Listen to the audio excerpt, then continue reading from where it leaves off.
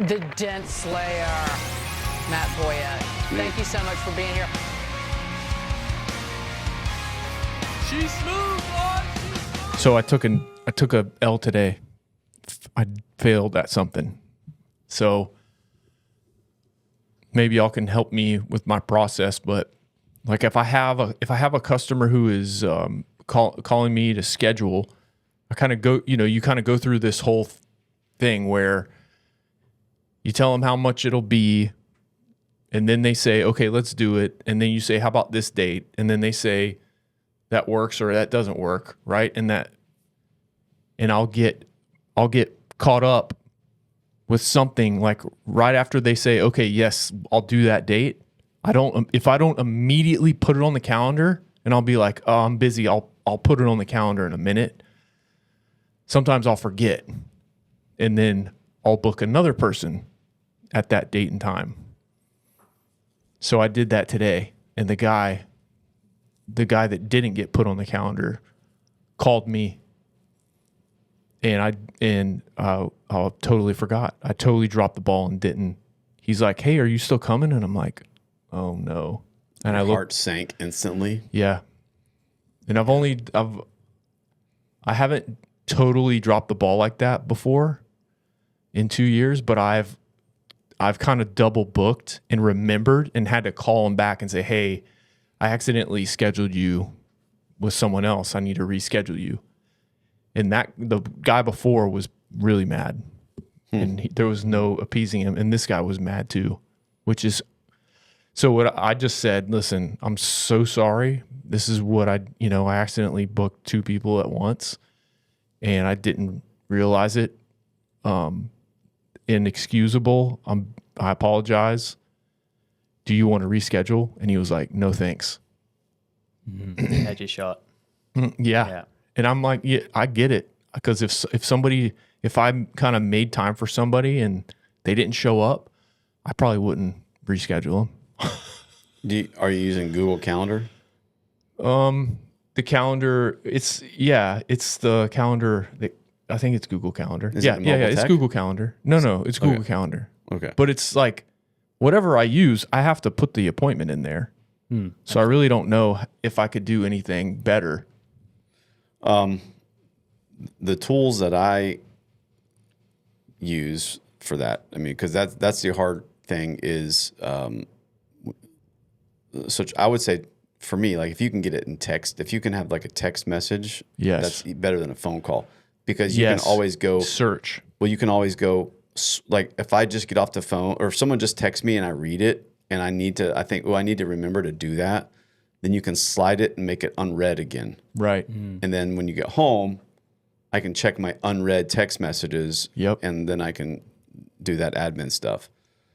So texting that kind of information. And then I got a little app that goes right on the front of my, it's called To-Do List. Uh-huh. So I made it smaller because I don't use it as much anymore, but it's basically a to-do list. And you can, let me see if I can, you can make it really big so that it's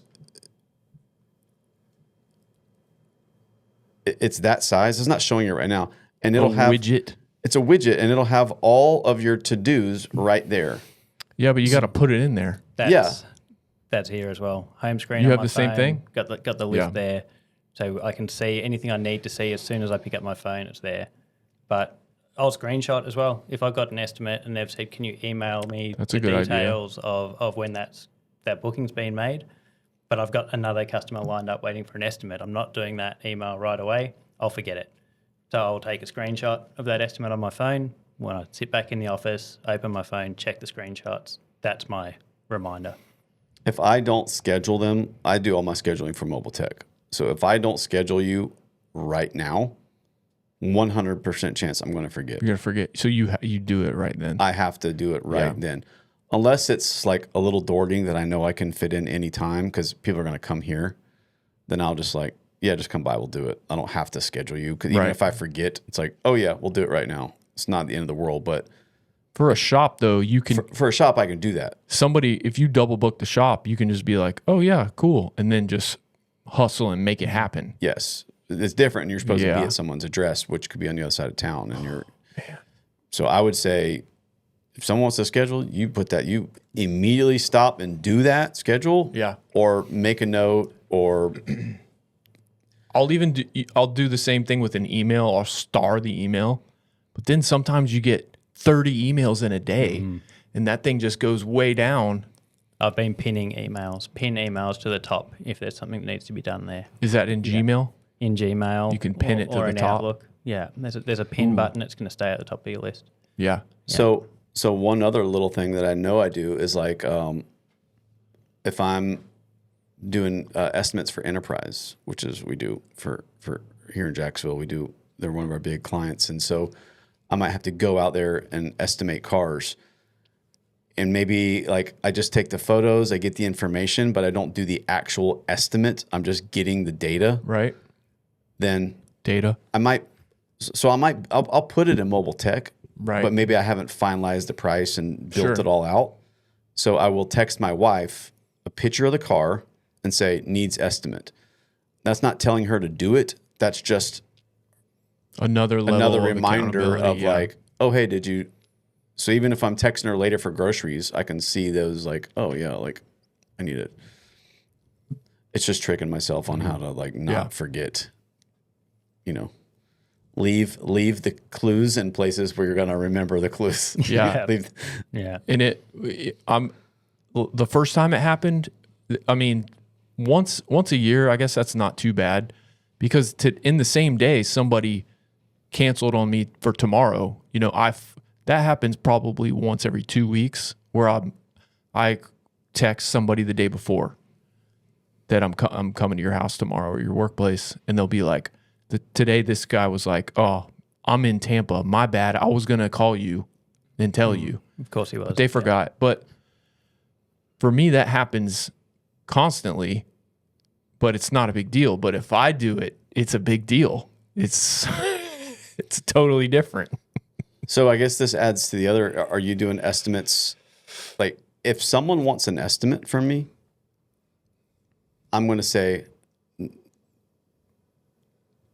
9.5 times out of 10, it's always going in mobile tech. I mean, there might be an occasion where I just, hey, yeah, it's going to be this price, but 9.5 times out of 10, we're going to say, hold on, let me put it in You the do an system. actual I'm estimate doing for an everyone. actual I estimate. never do that. Because if they want to schedule, that's very easy now. All I do is hit schedule now, because I schedule everything in mobile tech. But what percentage of estimates that you give turn into appointments? But it doesn't matter. I've still got their data. Like I've still got, for any kind of email phishing later that I want to do, like How much of that do you do? I don't do it, but I have it there to do. You said email phishing. Well, whatever. You're not supposed to do that. Okay, Phishing is a bad term. blasting. Okay. Marketing. Email marketing. Follow Yeah. up. Okay. Yeah. Not phishing. What is that called? Phishing is like when you're trying to scam somebody. Oh yeah, I'm not scamming. All I'm trying to do is put the bait out there Yeah, and see if marketing. they bite it and bring it back. Yeah, marketing. Yeah, you're adding That's to a your more email list. Better term. Fishing with an F, not with a PH. There's a difference there. Yeah. Okay. Sorry, but I've got everyone built into the system. I mean, even if you reach out to me through email, we send over an emailed estimate, and so let's just say if I'm getting for every 10 I get, maybe 2 book. Yep. Okay. That's about right for me. So then there's still all those 8 that are never going to book, but I'm still giving. But those are 8 estimates that you do. Yeah. Wow. And I've got their information for future contacting or whatever if I decide to do it. I don't. If somebody wants to create the most streamlined type of software for just dummies, I'm your guy. Because if it's hard, I'm not going to do it. Yeah. I mean, I won't say I'm lazy. I'm not lazy, but like it needs to be simple and easy for me to do. If it's hard, I'm not going to do it. So, mobile tech for me is very easy to do, right? You walk up, hey, can you come look at my car? Sure. I'm gonna walk out. I'll grab my phone. It's very easy. Let's start. Name, phone number, email. What's your vehicle details? 2024 Camry, right front door. Put it in. I can do it. Here's what I got. I'll email you that right now. If you want to schedule, let me know. Oh, we'll schedule right now. Okay, sure. Let me hit the button. I schedule right now. It goes right into my thing. And then it's done. Do you always, when you do an estimate, do you always use Paul Corden 2026? Is there a 26 yet, or is it still 25? I use my discretion. Yeah. Right? I mean, you use that maybe as a resource. I use that as a reference. I use it as a reference. Strictly. Yeah. Yeah. We talked about it the last one with Keith. Like, I'm not just, robotically spitting out what the system tells me. Like, I'm using discretion. I'm reading the customer body language and what they want to spend and what they don't want to spend. Like, I'm feeling them out, and then I'm going to give them a price based on, do I want this job? Do I don't want this job? Are they going to bite on this price? Do they need, like, just yesterday, lady showed up. She wanted an estimate. And he was out there writing it. He says, "Man, will you come look at it?" I go out there, look at it. I look at her car. She's got scratches all over, dings all over the car. She tells me she's trading the car in. Her boyfriend had slammed her into the car like a year ago. So he had this big, soft impression. She's like, I know she doesn't want the car perfect. She doesn't want a perfect job. She wants the car so she can sell the car or trade it in. So I'm not going to quote her some astronomical price that I 100% know for a fact she will not pay. Did she turn into a customer? Yes. Really? I converted her. Wow. So I gave her this is the price without me disassembling anything on the door. I'm only going to fix it through the window gap. Not going to turn my light board on. We're going to make it look really good. You're going to be happy. You're going to be able to trade this thing in and sell it. No one else is going to know. You're going to know the dent was there, but no one else is going to know the dent was there. Yep. And this is that price. Because the next level price is I'm disassembling this door, I'm taking it apart, and that's going to be X, and it's going to be way higher. And I'm pretty sure you're not going to want to pay me that. And she was like, that's exactly what I want. I can do that. Yeah. Yeah. So it's just knowing your customer, I think. Do you start with that high price and say the system has said if we do this damage that it comes out at this price? But I know that what you're looking for is really this, and then talk the price down as you go? Or do you just start with the number that you think is going to get across the line? I honestly, I do that, but I would say my first step is just reading the person. I try to get them talking. Hey, what happened? Is this did someone hit you? Or What's the story? Yeah. Yes. No, was someone back into me? Okay, they're paying for it, not you. Like, now I can, she doesn't care how much the price is. She just wants her car fixed. So I can put a little bit more price. I'm not gouging, but I can get more for something. Whereas opposed to if you hit your car, you want it as cheap as possible, because you don't want to pay because you did the damage. So you're looking for a cheaper price. So it's just about, I get them talking, I look at the car, and while I'm down there kind of looking at the dent, how does this happen? I get them talking, and then you can get so much information from them just by listening first. And then you can kind of put that information together and say, okay, this is what I think you're looking for. I can help you, or I can't help you, or you need insurance to cover this because it's going to be very expensive. And I would say first thing is go follow, or let me just give you this repair option, which I think might be a better fit for what you're looking for. And then, I my first go-to is mobile tech. I put it in, but I'm putting it as a reference. I'm not necessarily just going to robotically send that to them. Then I kind of, okay, tweak it. Are they getting one dent fixed? Are they getting the whole car fixed? Could I group it together and I give you a cleanup car price? Sure. So, and I think if you are using Mobile Tech RX or I use DentMate in Australia, when you first walk out there, you've got the chance to capture the customer's details if you haven't already got them, but also the vehicle details and take the photos. And you can do all of those tasks and be quoting the car while you're getting that story. And it gives you a chance that you're not straight away starting with a number, but you have that conversation while you're building that estimate. So I like to quote every single car through the system. We're very strict about getting the photos too, for two reasons. One, You do the whole car or just the panel? no, just the damage that Yep. we're quoting. I mean, there's a case for taking multiple photos of the car in case they tell you scratched. Or sometimes you're working on something and you're like, did I do that? That's what I'm saying. Yeah. Yeah. Sometimes it's like, don't wanna be oh crap, accused. am I the one? We- Did I make that? We owned up to one recently where we said, this scratch wasn't here. I'm sure it wasn't here. And now it is scratched right near where the damage was. I said, oh, no, we did that the other week. And somehow we'd missed it. Yeah. But yeah, take the photos and make sure they're clear too, because we just took a bad photo of that panel. So like because I might give an estimate for something and they might, even if they are going to get it repaired, they might get it repaired 3 months later. They might not be getting it repaired immediately for whatever reason. And so like, I want to make sure that what I'm quoting is the damage in the picture, that we don't come back later and it's grown, they got more damage. But then also just for reference, so if I get up in the morning, I'm looking at what's on the schedule, I can see like, oh crap, I remember this car, this is a big job, and so I like having a reference of what I'm doing instead of just that estimate. I want a photo of, oh yeah, I remember that dent. Yeah. And with multiple techs there, it's not always the same person who quoted it who's doing the repair. So it gives the technician a chance to look at it and say, oh, that's what I'm getting in for on this day. Yeah, 100%. So another thing that happened today, I went to a repeat customer. This is a third time that I've gone to this guy. And the guy, he is Middle Eastern, and he likes to negotiate.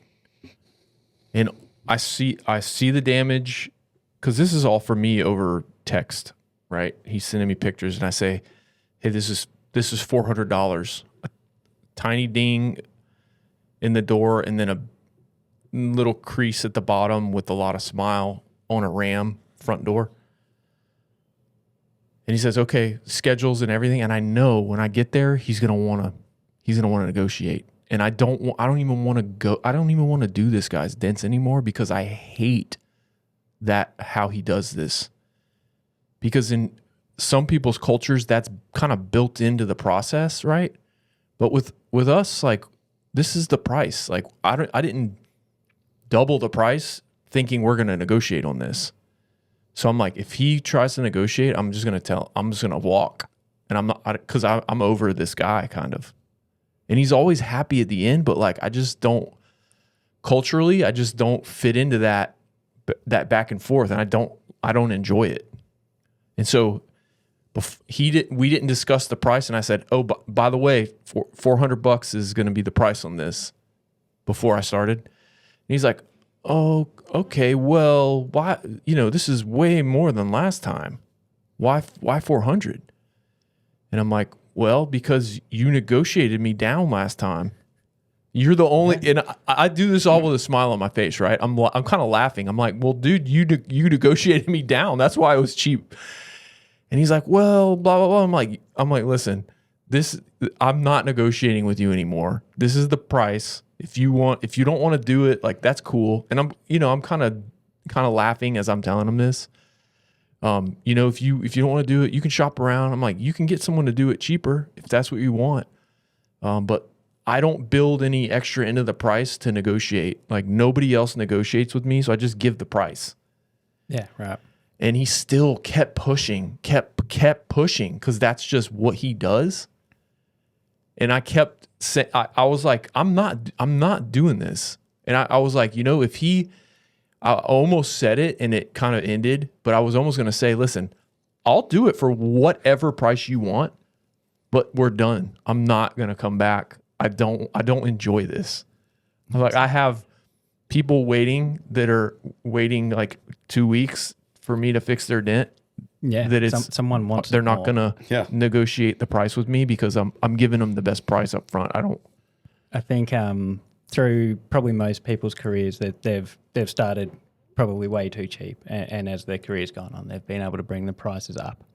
For me, one of the very early ones of bringing that price up was when a body shop that was owned by a Greek guy in a very great community started sending me a lot of customers, and he said, "Look, Phil, anytime someone mentions our name, if they've got a Greek accent, just start high because they're going to want a discount. And that's it. Anyone That's just who how called they up do with it. Greek accent, I would start high, and half of them wouldn't negotiate, wouldn't discount. They're happy with that price, so the prices stayed up. That was one of the early, I can get more for what I'm doing here, sort of mindset changes. Yeah, I just don't. I dreaded going, and he was finally fine with it and was happy with it because I was, I'm like, hey, you just shop around, you can get it done. She was, well, I love the job that you've done. Like I like you do a good job. I want you to do it. And I'm like, well, this is the price, man. Yeah. Well, how about $350? I'm like, no, $400 is the price, man. Take it or leave it. And he finally took it, and it was fine. But like, even that whole process, I still don't want to do any business with him ever again because I don't. Yeah. I don't even want to. I don't enjoy that whole thing. Am I being a diva? Should I just get used to negotiating with people? Should I profile people and start high? Or should I just do what I just did and say, listen, this is the price, man. Take it or leave it. Well, I mean, that's just life. You're going to have to negotiate with people. I mean, you're not going to get away from that. I mean, that's anything in life. You're going to, I mean, not when you walk into the grocery store, but with some people, they just want to negotiate because that's what they do. Like with the lady that you were talking about, giving her the proper solution to her problem, I'm totally fine with that. But like just the fact of they want to negotiate for no reason at all, right? Like they don't want to lower the time you spend on it. They want it done perfect, but they want it done cheaper. Yeah. They don't want, there's no give and take. It's just negotiate the price. I mean, as you say, probably say it with a bit of a smile on your face. Yes. But I've had that same conversation where someone says, what about, you've said $450, what can you do for $350? And I'll say, hang on, you want to negotiate? I didn't realize you wanted to negotiate. That price is actually $600. But if you want a really good deal, I'll bring that down and we can do that for $450. There you go. You give them that deal. Hang on. I didn't know we were going to negotiate. Yeah. I mean, let me change that first estimate and I can discount it. As long as we start high enough. Have you watched the American show, The Office? Not heaps of the American one. I know it. So Matt's watched some of the episodes. Boo. But the main character, Steve Carell, Michael Scott, he quits Dunder Mifflin, the main company, and starts his own Michael Scott paper company. And he's undercutting them and taking all their business. But he's losing money. But he's taken so much of a dent out of their company that they want to buy his company out. And so he goes into the conference room. Their company leadership is there. And he goes, listen, guys, don't even give me the first offer. I'm not going to accept it. Start with the second offer.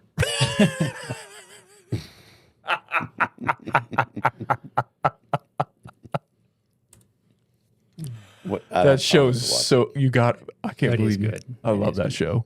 That's good. I like the show. I just don't. I'm not a TV guy. Like I don't really commit to television shows like that. So I commit to YouTube channels.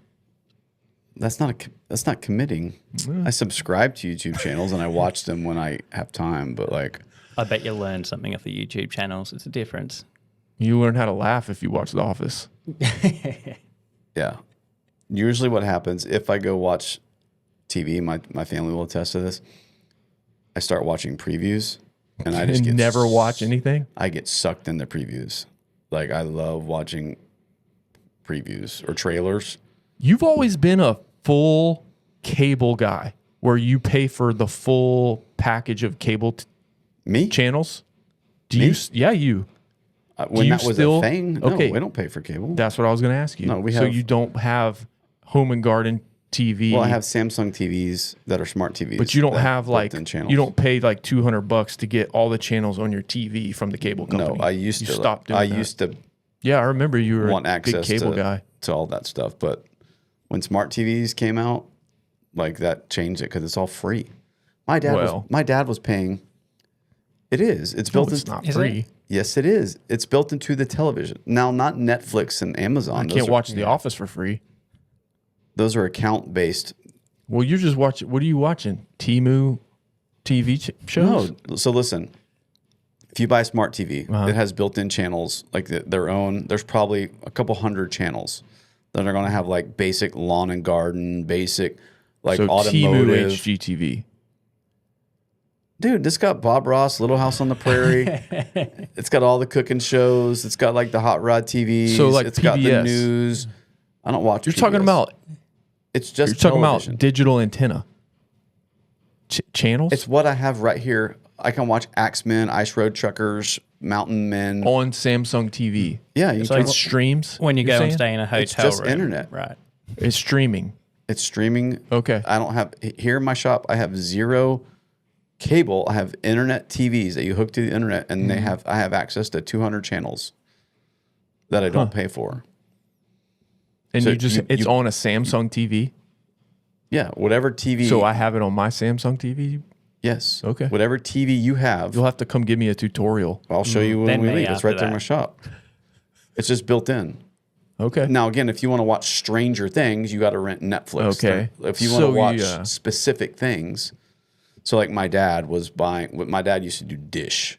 Yeah, he was a dish man. Yes, and so he was. I forget what he's paying, $200 a month for Dish, and I'm like, he was complaining about it one day. I'm like, oh, and the weather goes out. It was like spotty and all that. I'm like, Dad, what are you doing? Like, just buy a smart TV. You have hundreds of channels for free. He's like, you're kidding me. I'm like, well, you got to buy the TV. Your TV is older. It's still like a nice flat screen, but it wasn't a smart TV. So a $500 TV or $1,000 TV for a one-time investment, and then you have free entertainment television that's you can access. There's no paywalls for those things. And so I went and got him all hooked up, got him a new TV, got him set up on it. Well, I want to watch Fox News at this time. And I'm like, well, you can't do that. Like, and so he got upset because he wanted his shows. So if you like have your specific thing that you want to watch, maybe that's not the best option for you. But if you want to You're just an undiscerning, smooth-brained person that just will watch again, anything. like for here in my shop, if I'm just want to entertain customers, Yes. Just have something on TV. Yeah. like, Doesn't you can- matter what it is. you can find anything. They have like a cowboy channel, a cooking channel, and okay. like out the cooking channel might be like Hell's Kitchen, and that might have like 8 a episodes. couple episodes. It'll have like 8 in a row, and then it'll go to drivers, drive-ins and dine, Right. whatever it is. I forget the name. So it's like a sampling. Yeah, but it's still good. Like it's all I need. I don't need anything more because, to be fair, if I'm watching something, I'm gonna watch. I do have like my paid stuff, like Netflix. and Prime and HBO Plus and the things that I want to watch. My series is on if I'm going to watch a series. But generally speaking, if I go home, I'm going to watch YouTube and I'm going to watch my gun stuff. And some of those episodes are 30, 40 minutes long, and that's plenty enough for me. Sometimes I have access to his YouTube channel because I'll post stuff on his YouTube channel. Yeah. And I'll be on it, and it'll just be all gun stuff, and I'm like, oh, I'm on Matt's YouTube. My bad. You figure out which channel you're on pretty quickly Yes. there. Yeah. That stuff's just so addicting to watch. Like I can't peel away from it. Okay. Today's guest from all the way from a different continent. First one. First intercontinental guest. Owner of Kube Dent Free That's the one. and manager of KECO Australia. That's the one as well. Yeah. Okay. Phil Kube, welcome to the show. Thank you. Welcome to our Very continent. excited to be here. Yeah. Welcome to our state and our town. This is my first trip to Florida. It's been colder than we would have thought, really. for a Yeah, Florida man. trip. Right. Yesterday was normal. nice, but other than yesterday, the past few weeks have been rough. It has. Yeah. Yeah. Icy cold. We usually get a couple decent weeks of winter, and then it kind of, but it hasn't froze hard here in years. I want to say Not like this. no, I would say in at least 10 years it hasn't done this, because at the house I'm at, I've been there 10 years and we've never had I think they said 2010. Huh? that's a long time ago. Yeah. 16 years ago. Yeah. driving south of Orlando on the way down to the Keys. It might have been on the way down to Miami. There's all the citrus trees along the side of the road. And we were going through it about lunchtime, and they were just icicles. They were just rock-hard icicles, and people stopped for miles taking photos of them. This episode is brought to you by Mobile Tech RX, the #1 app built for auto recon pros. Whether you're chasing hail, fixing wheels, or repairing dents, Mobile Tech RX handles the full workflow from estimate to payment with zero fluff. With tools like X-ray, access photos, hail matrices, and tech pay tracking, you'll save time, make more, and look damn good doing it. Start your 5-day free trial at mobiletechrx.com. This episode is brought to you by PDR Expo, the premier event dedicated entirely to the paintless dent repair industry, happening September 25th and 26th, 2026 at the Rio in Las Vegas. This is where techs, tool companies, and industry leaders come together for 2 full days of education, networking, live competitions, and hands-on access to the latest tools and innovations. Whether you're a seasoned pro or just getting started, PDR Expo is built to help you sharpen your skills and grow your business. Black Plague PDR Tools.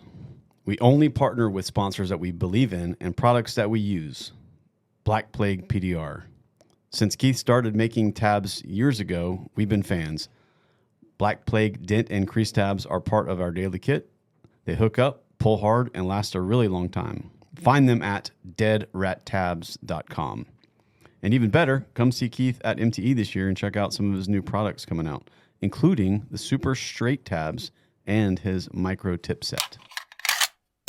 Clearly not something that happens all the time. No. So they'll cover those delicate plants in ice so that the temperature stays at the freezing temperature. Right. It doesn't go below 32 Fahrenheit, or that'd be 0 to you. Yeah, freezing. So it insulates kind of like an igloo. That makes sense. Yeah.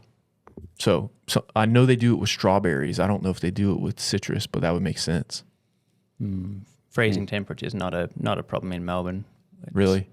Just stays livable. It's not particularly pleasant a lot of the time, but it's livable, right? We don't get hard frosts. We don't get snow, really. Is it a tropical climate where you're from? Certainly not. It's subtropical? Sort of cool climate. That's cool. Yeah, but unless you're up in the mountains somewhere, we just don't have snow of any sort. You've got to drive some hours if you want to go skiing anywhere. So he's as far south as you can go. So it's reverse. So it'd be like going to New York or something. Okay. For us. Yeah, that probably tracks. Interesting. But it's more mild. It's not getting super cold, and it's definitely not getting hot. No, we'll have a frosty morning. There might be some ice on a windscreen, but things don't freeze. Right? Yeah. But if you want to go snowboarding in Australia, you go down where you're at. Yeah. There's mountain ranges sort of 2 to 3 hours out of Melbourne where they'll snow and have resorts over winter. So what's your first or your initial impression with Florida, being here for like a week so far? A week so far. It's been really great. Have you shot any guns? We haven't shot any guns. Okay. No. Dang. I mean, everyone says Australia's very anti-gun, and we're straight into guns, aren't we? That didn't take long. Wasn't me. Everyone says Australia's very anti-gun and that you can't do it, but you can. If you want to, you can get a license. You just need a valid reason, and the reason to have a gun license is as simple as, I want to buy a gun and go to the range and shoot it. That's enough. They'll let you get a license and buy a gun for that. But having a gun in order to overthrow a tyrannical government, is that adequate? The difference is we're not allowed to have a weapon. We're allowed to have sporting equipment. We're not allowed to have a weapon. So you're not allowed to buy a gun to shoot people. You're allowed to buy a gun to shoot targets or to shoot animals.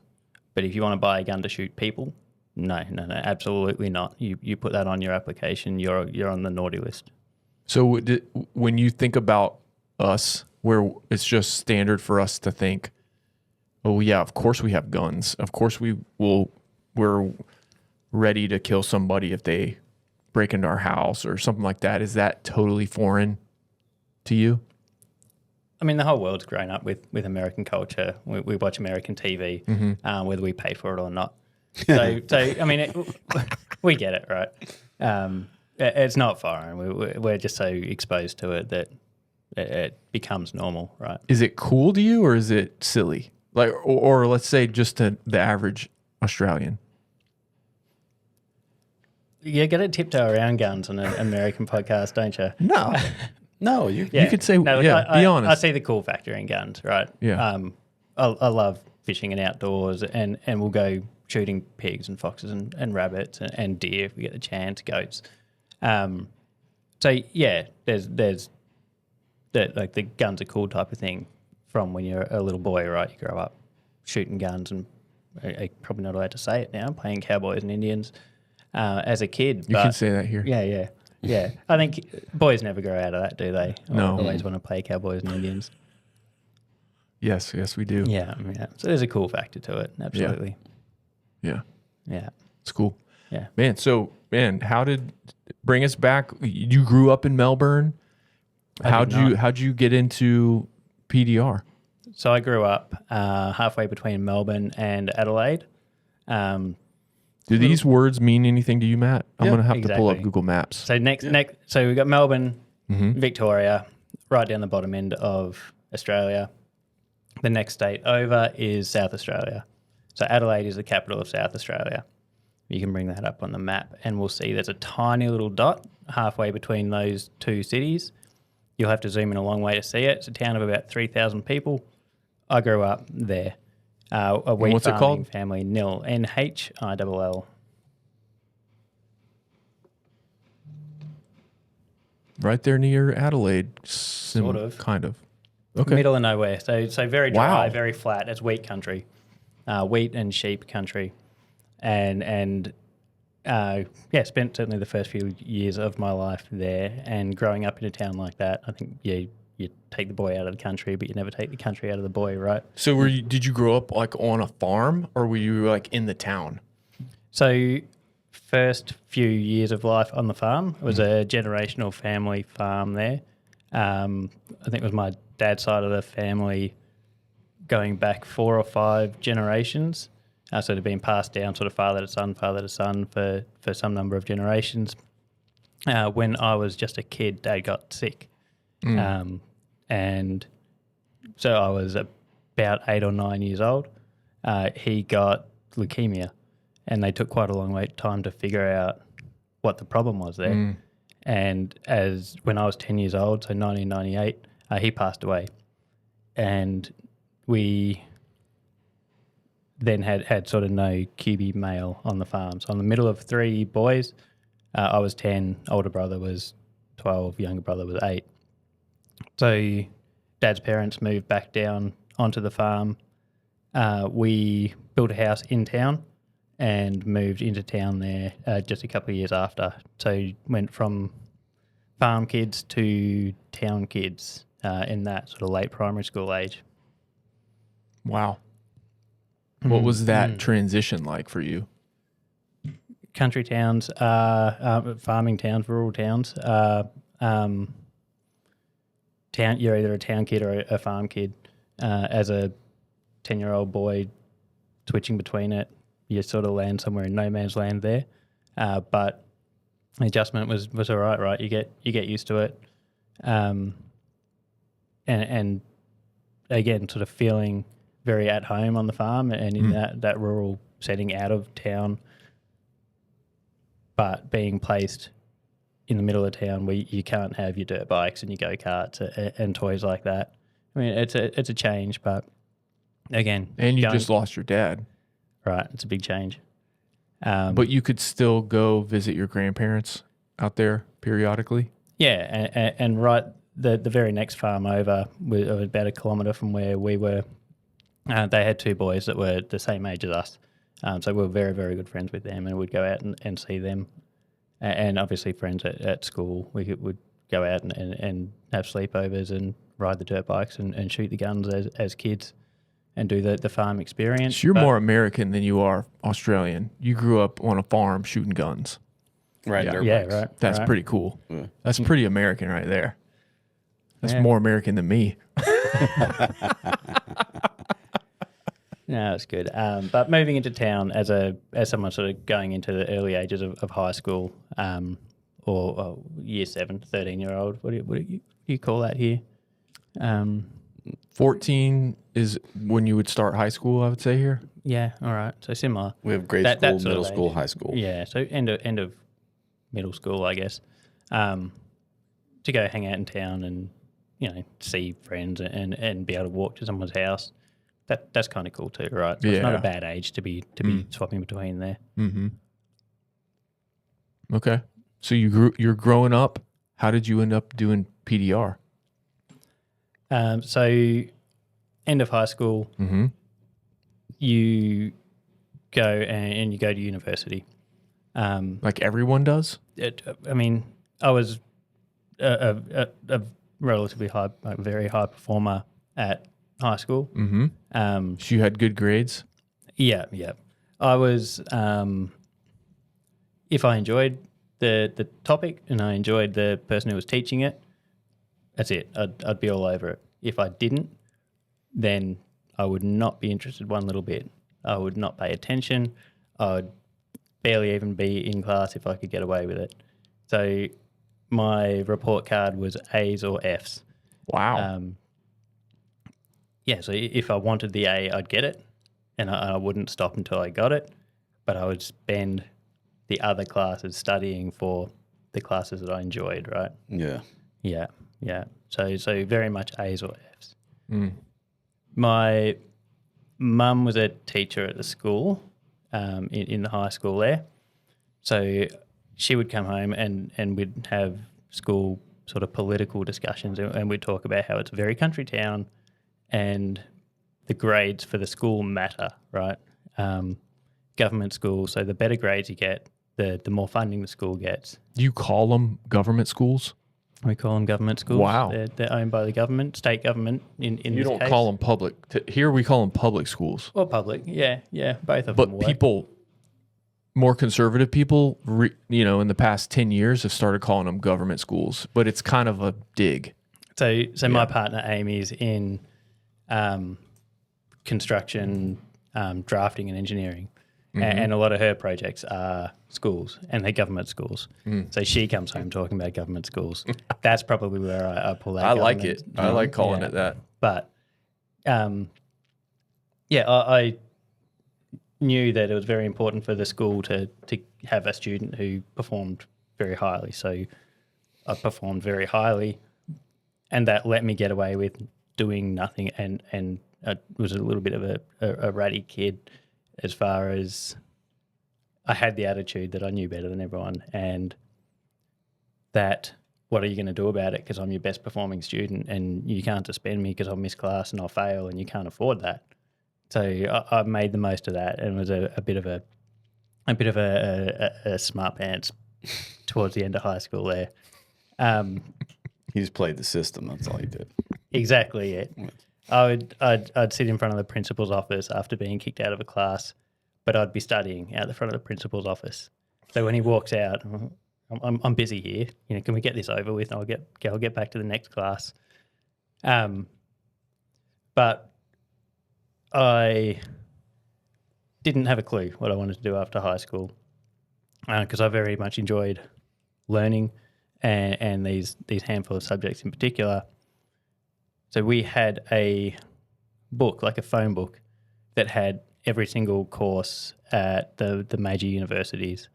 And I took that home towards the end of high school and would flick through it, start to finish, going, what am I going to go? Because I know you get out of a country town like that, it's what you do. You leave and you go to the city, and that's sort of step 2. So flick through this book time and time again. There were 2 courses out of all of these ones that I sort of bookmarked. There was forensic science in Geelong, and then there was a double degree of chemical engineering and chemistry at RMIT in Melbourne. So they were the 2 that I was choosing between. someone at some stage said forensic engineering is not going to get you far, so I crossed it off the list.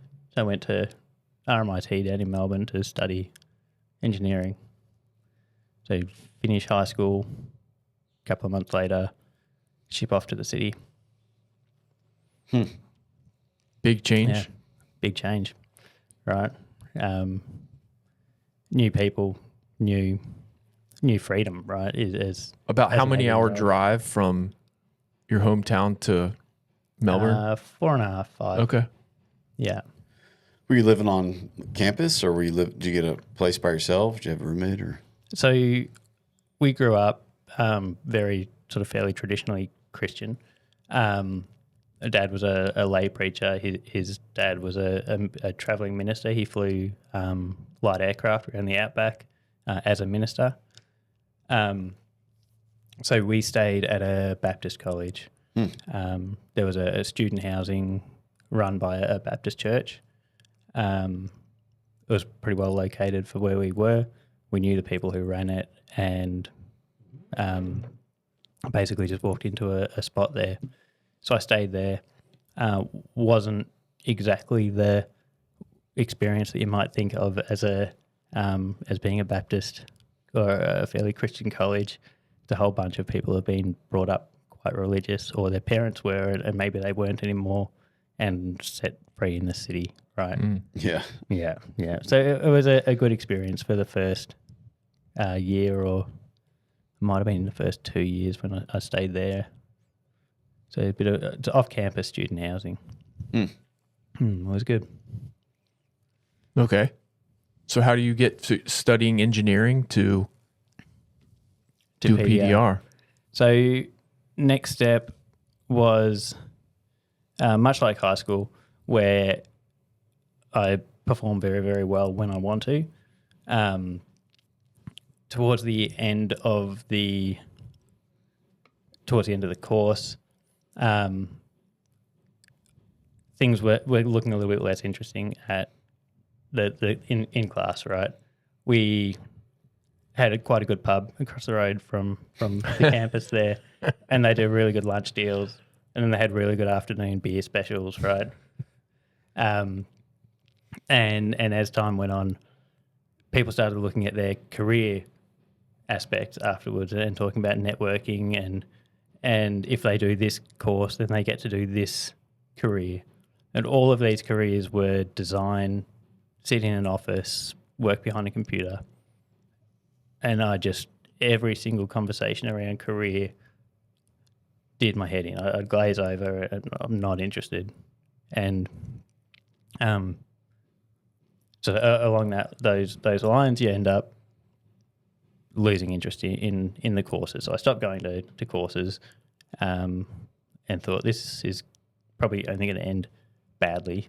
So I'll take a bit of time off. So end of the 4th year out of 5, I said, look, I think I want to work with my hands. I'm going to go and get a job. I think I want to work with cars. I really like cars. I'm going to go get a job at a car accessories store, which is going to let me install car stereos. So that'd be cool. I've built car stereos for myself and got involved in that culture at that stage. And I think that might be something I want to do for a job. So called up the uni and said, look, I'm going to take a break. I'm going to take this year off. So year number 5 of my course, I'm going to take it off. I'll come back next year and finish it up from there. So got this job at this car audio place. Just dropped in and said, I'd like a job. I'm a customer of you guys. You know who I am pretty well.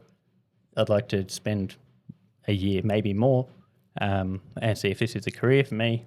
They said, great. Come in at 8 o'clock tomorrow morning. So went home, went to bed, woke up the next morning to missed phone calls, phone ringing in my hand, and a very angry boss saying, what are you doing? You're 2 hours late. Probably just don't come in. I went, oh, that's probably fair enough. So I've never, ever slept in my life up until that point, and just slept in for hours. and went, oh, well, I guess maybe I'll look for another job. So that afternoon, my mum called up to see, how was the job? How'd your first day go? Great. So I went, yeah, well, you wouldn't read about it. I've messed that one up a little bit. I don't think that's going to happen. And she said, oh, well, I was reading the paper, and it's 2009, I think, at this point. She said, I was reading the paper, and I saw a job not far from you. It's a detailing job. Okay, that might be interesting. It's a detailing for a body shop. So I called them up, and much the same thing. They said, all right, great, it's a no-skills entry job. But I thought, look, this might give me a look at panel beating and spray painting. Maybe I want to do one of those things. I'll spend some time there and get to know the guys and see which way I want to go. So that's February of 2000 it must be 2010. So we February of 2010, I took a job detailing for a panel shop. It's just washing cars, production work, no skill to it, anything like that. Mm-hmm. So a month into that, we had March of 2010, where Melbourne had one of the biggest hailstorms they've ever had. Wow. And the body shop that I was in was a relatively large body shop. I think we had 11 people on the floor, and we would do cars for Hertz.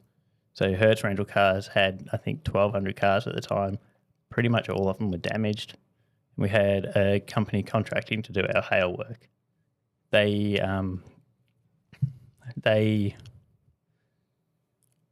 were taking all the cars off site, had a big centre that they were doing all these repairs in. And the boss said, oh, I think we'd like to keep some of this money. Phil, I like the way you work. Do you want to go and learn how to do PDR? And I sort of went, you know what, that sounds pretty good. Thanks for the opportunity. Can I just go home and think about it overnight? So I went home that night, got on my laptop probably at the time, probably not on the phone. Like, what is PDR?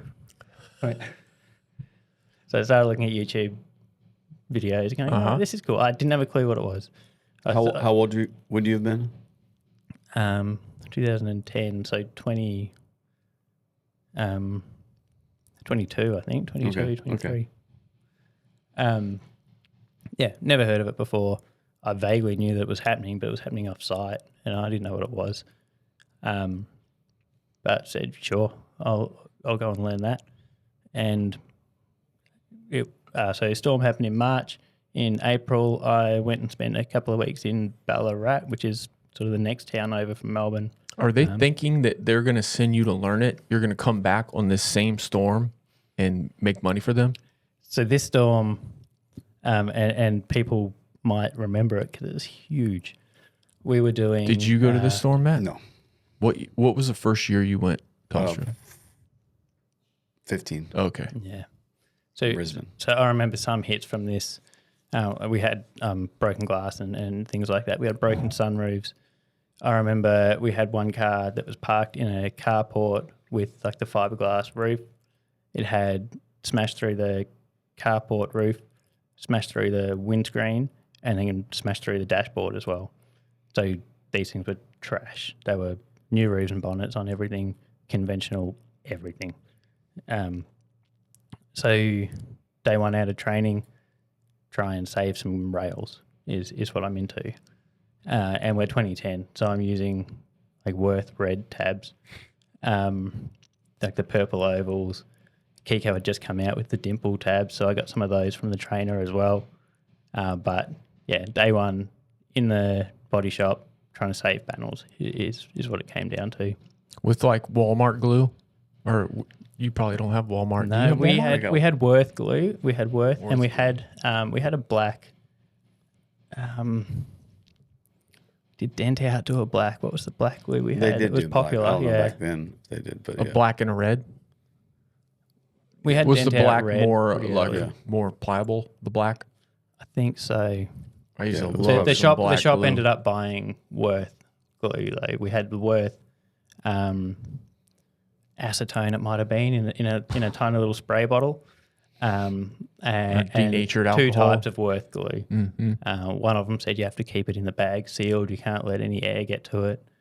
And I think I liked that one. And whatever other one it was. Okay. But anything that had to be PDR'd, they'd send to the PDR guys still. So I was just doing push to paints on basically softball hits from day one. So that's 2010. That's middle of 2010. Do you feel like you picked it up pretty intuitively? No. Absolutely not. I thought for sure you were going to No, say the opposite. absolutely not. We had a homemade light stand. It was just a lever arm, had no tilt on the light end of it at all. So you're just working with just that boom that's swinging in and out.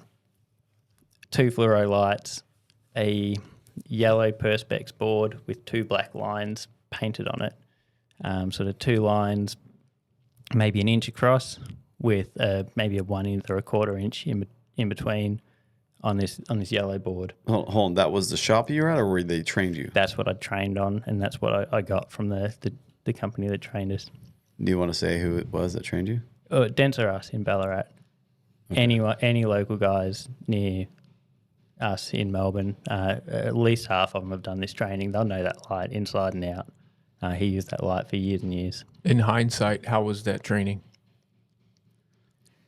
I know Laurie, who did the training, we've stayed in touch a little bit.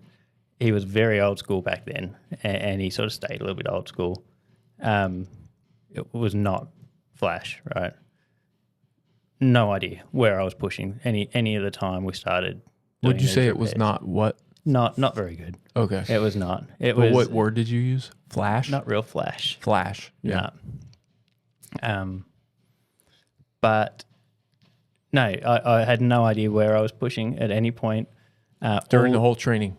During the whole training, during the whole following some number of months afterwards, not a clue, couldn't finish anything, but it was all push to paint stuff. So I was doing my job. I didn't know that I wasn't getting it right. Was that, I was doing what I needed to do. did the shop right? did the shop want you to just do push to paints? Was that their whole goal for this? No. It would have been, because we were contracting this PDR company, and Bluey is his name, and we've We stayed know. in touch as well. Bluey. You know From Bluey? Australia, yeah. There you go. So Bluey, He has a TV show. yeah, it might be the same Bluey, Okay. but no. Bluey would do the PDR for Hertz, the rental company as well, and the shop would want someone in house doing the PDR. The boss of the owner of the panel shop also had a small dealership. He had maybe 10 or 15 cars attached to the shop, and so he wanted his sale cars cleaned up there as well. So having someone on the staff who could use PDR was the goal right from step one. It's just that I wasn't quite getting it. Yeah. Right? How long did it take you to get it?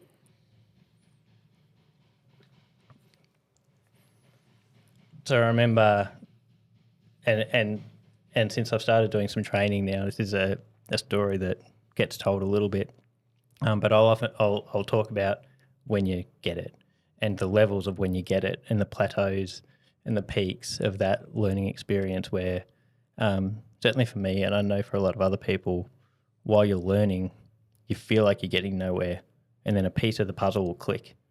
And you're like, oh, is that what that's supposed to look like? And suddenly you can fix up to here now, right? And then you get stuck at that level. You might slowly get better and slowly get better. And then something else will click. You're like, oh, I've been doing that wrong my whole time. And suddenly you jump up to that next level. So that first big jump that I ever had, we had a S-Class Mercedes, fairly new at the time, with just nice hail damage on it, really, really nice. And the shop obviously wanted to PDR it. But S-Class Mercedes in that sort of baby blue colour, all aluminum, of course, too tough to complete. they got Bluey to come in and do this repair, and I said, look, can I look over your shoulder? I'm missing something here. Do you mind if I just see how you do this? And he got an LED light out. It might have been an ultra light. It was probably 2011. Might have been a Pro PDR. Might have been an ultra light. And he put that on the panel. I went, ooh, look at all those dents. And then he started pushing. I went, oh, I can see where you're pushing. I can see how it moves. And that's it. From there, I went, oh, I can see what I'm supposed to be doing. So the difference would have been your reflection. 100%. Just the light, the quality of light that you weren't using prior just wasn't doing it. Yeah, 100%. Just could not see where I was pushing or how that metal was moving with that yellow half line, half fog, I guess. But until then, once I got that LED fog board out, I could suddenly see where I was pushing and I could see how the metal moved and reacted. Did you go buy that board, or did the shop buy it for you, or what'd you do? Shop bought it for me. I said, look, I know it's $1,000 or whatever it was at the time, but this is what I've been missing. I need this. So they went out and they bought that light board, and from there I could sort of do basic door. What kind of tools would you have had back then? Very similar to old A1. I think a lot of it was Australian made by someone in a shed somewhere. So the old S-bend sort of handles, pencil tip, blade tip, nothing interchangeable, maybe 5 whale tails. I think it was about a 40-something piece set back in the day. And that was something that the shop had or you bought? So the trainer supplied it, bought the package tools and training. So they would have been somewhat decent if the trainer was supplying it. It's not like a body shop just picks them out of a catalog. Like if the trainer gave it to you, then it was probably relatively a decent complete set. Yeah. Yeah. And there's a handful of tools out of that I haven't seen on the shelf anywhere else. So I've kept some of those, and I know a lot of the local Melbourne guys have kept theirs as well. Just these handful that don't have a bigger kick on the end of them than what you get, or a slightly different angle double bend that you see in most places. There was a really cool flat bar, just the perfect little hook on it to get inside those wheel arches. A bit of useless stuff in there, quite a lot of useless stuff. Yeah. But yeah, there was some cool tools in there. Yeah, I think all the kits had what we would find today useless stuff, when glue pulling really replaced a lot of the things that we would say useless, a lot of the tight access stuff and the wires that were just you had to have. Glue pulling just kind of took place of most of that stuff. Right? We still have tight access stuff, but not like, I don't know anyone who uses wires anymore. These wire tools that are 3/32 thick and 1/8 wires that just like. So we recently came up with a basic set of so Matt hired someone new to work and they came with no tools. They worked for someone else. They knew PDR, but they didn't have any tools. So Matt bought everything basically he would need in a kit to do it. So we wrote it all down to try to say, okay, let's have like a kit of what we would recommend. And it was from every different company, not just one company. Yeah. And it was with everything included, even down to the glue, the light, everything. It was about $5,000, wasn't it? 5 or 6, depending on. not I'm bad. gonna look it up. If you got a pack out, I think the pack out. Oh, pumps it that up, yeah. There's a few little things that could easily get it to 6.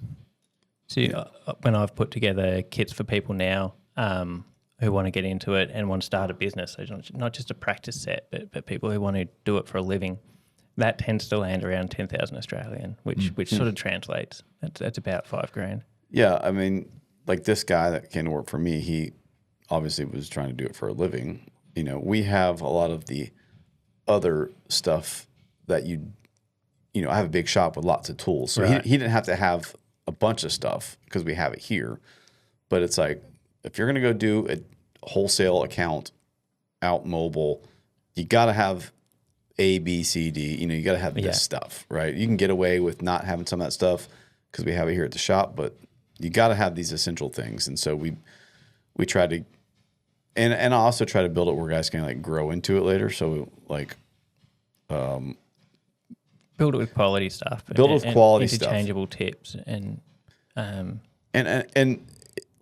I'll say this. We'll talk about this briefly because just rabbit trail briefly is I see a lot of trainers right now that are promoting Amazon tools, and I think they're doing it because that's what the viewers want. They want to see the cheap stuff. Lower the bar of entry, right? So you get more people through the doors. So I get it from that perspective, but I think it's doing people a disservice. Now, obviously, people are going to look at this. Oh, you're a tool builder, so of course, listen, man. Like I own a PDR shop. That's where I make my money is in doing dent removal. I make some money selling tools. I make my money fixing dents. Yeah.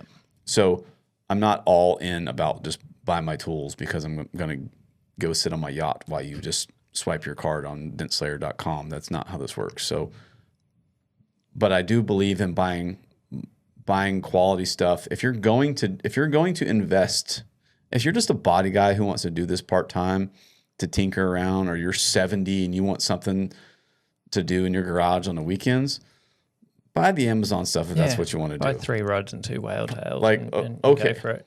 Have good luck with that.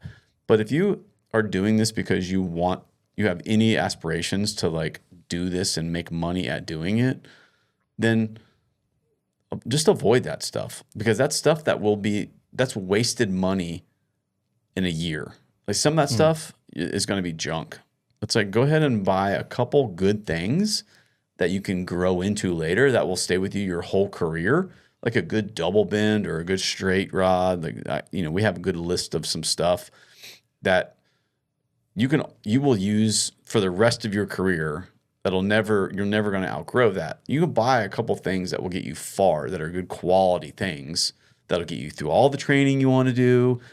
Like you don't have to waste it's literally wasting your money to buy it on Amazon, because you will outgrow it if you're going to do this. Break them, you'll put them in a box and never look at them again. Correct. Right? Yeah. It's absolute junk. I remember one time this painter buddy of mine he was selling these dent tools because he thought he was going to be a dent guy and he wasn't, and he sent me these tools. He gave me these tools. I'm like, dude, these are junk. And he's like, what do you mean? They look just like yours. And I like bent it over my knee. Now listen, I can bend my tools over my knee, but I have to use work for it. effort to do that.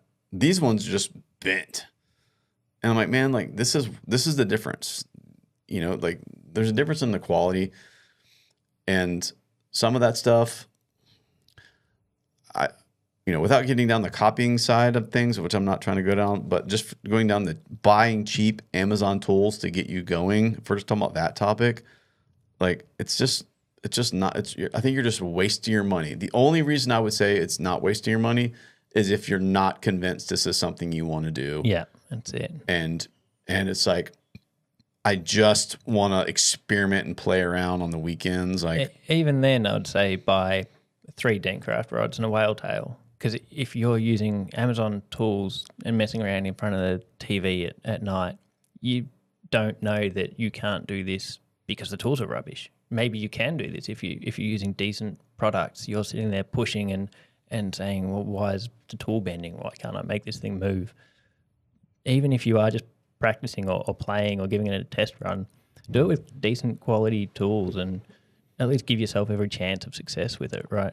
And if you don't like PDR, then you can always sell those. Those Amazon tools, you're never going to, they're just scrap metal at that point. Exactly. Like, right. If you have a couple Dentcraft rods that are decent, you could sell them. Yeah. If I saw it on Marketplace, I'd buy it. Like, see, we've had, and you would have seen the GPR Plus stuff.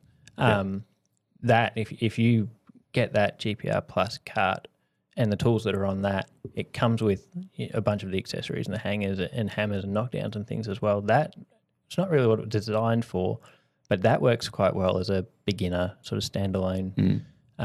Get into PDR sort of a system. Add a light to it, or buy the fancy new GPR Plus Pro cart with the built-in light and everything. But Yeah, it sounds like selling tools at that point, because I'm sitting here with a Kiko shirt on, but that system does cover all of those sort of entry level needs, and then you're not going to throw them out down the track. You're buying into like the hub handle system, which is going to keep you going through your whole career, and it's, you know, you're doing it right from the start.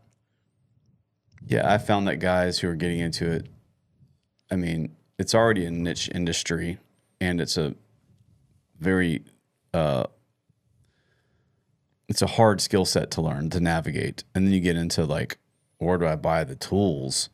I mean, that could be even harder. And like, what tools do you buy? Because they all look the same. If we're industry guys, so we know it, so it's somewhat navigable for us. But for somebody who has no idea, like it's almost unnavigable by yourself. Like I remember walking into the first day of training, and he ran a PDR service business as well. So Laurie, when we walked in, was doing a repair, and there were two of us, and we walked through the workshop into the back room where he'd have his classes and his two bonnets or hoods on homemade stands, and the tools would be in it was a bow case, like a gun case, but a archery bow case. Yeah. And so, look, I'm just going to be a minute, have a look through your tools, open up the case. Not a clue what I'm looking at. I wouldn't know which end to hold onto on most of them. So I'm just staring at a pile of metal. Yep, this is cool. These are tools, I guess. I don't know what I'm supposed to do with them. That one's a hammer. I know what to do with that. Yeah. But yeah, to buy into it and try and do it yourself, I think is an impossible task.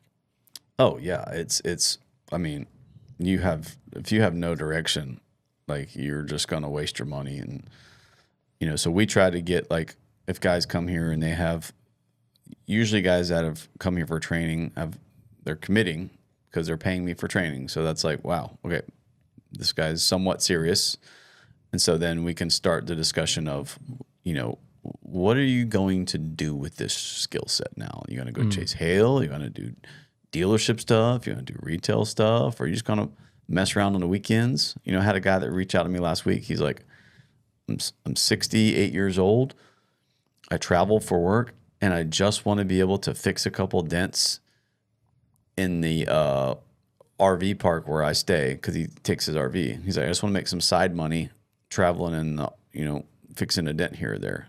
And I'm like, okay, this guy's doesn't need carbon fiber rods and, you know, a 52-inch D&E light with a carbon fiber stand. Like, he's not looking, he just wants a couple tools to kind of get him, you know, in his head, at least capable somewhat to conquer. Yeah, when you feel like he's winning some door dents from time to time, right? Yeah. So so it's kind of knowing what you're trying to do and where you're trying to go with it is kind of step one. How serious are you? You trying to make money? Bro, if you're going to do this for a career, just go ahead and buy once, cry once. Like, if you're just trying to do this as a hobby, okay, well, we can baby step you into this. But that's a very important question, is like, where are you going with it? But what I'm saying is, like, I see tool trainer or PDR trainers who are just they're promoting these Amazon things, and I don't get it. Like, I mean, I'm not trying to come down on those guys. I just don't understand the connection between, like, trying to have someone who starts off investing and training with you, but then let's go ahead and just buy cheap into these Amazon kits that are really just garbage. And yeah, especially while you're learning. You haven't got any skills at all. So you don't need to work harder and be fighting those tools. You need the tools that are going to make your life as easy as possible, right? I know early on, one of the big problems I had was the tool slipping, or not being able to get leverage or drive on the back of a panel. And any of these long tools, they'd flex like crazy. We didn't have any big solid door tools like the Dent Slayer tools. And that was a really, especially when you're using that stupid line board and you can't see where you're pushing on the back of it, to know that you're in the middle of it finally, and then you go for a big push and the tool slips. It's a nightmare. But if while you don't have the skills, you've at least got the tools that are going to help you along the way and let you know what it feels like when you're doing it right, it's going to be a huge help to get you off level 1, right? Oh yeah. Yeah. James, do you remember what in our because we have an online training course too that guys can do. I'm seeing that. Looks good. And so we do. We teach you from. You know nothing about PDR. You just Which end of the tool do you use? Yes, you know you are 100% ground zero, and when you're done with the video series, there's enough information there that you're able to fix round dents and creases on top and side panels.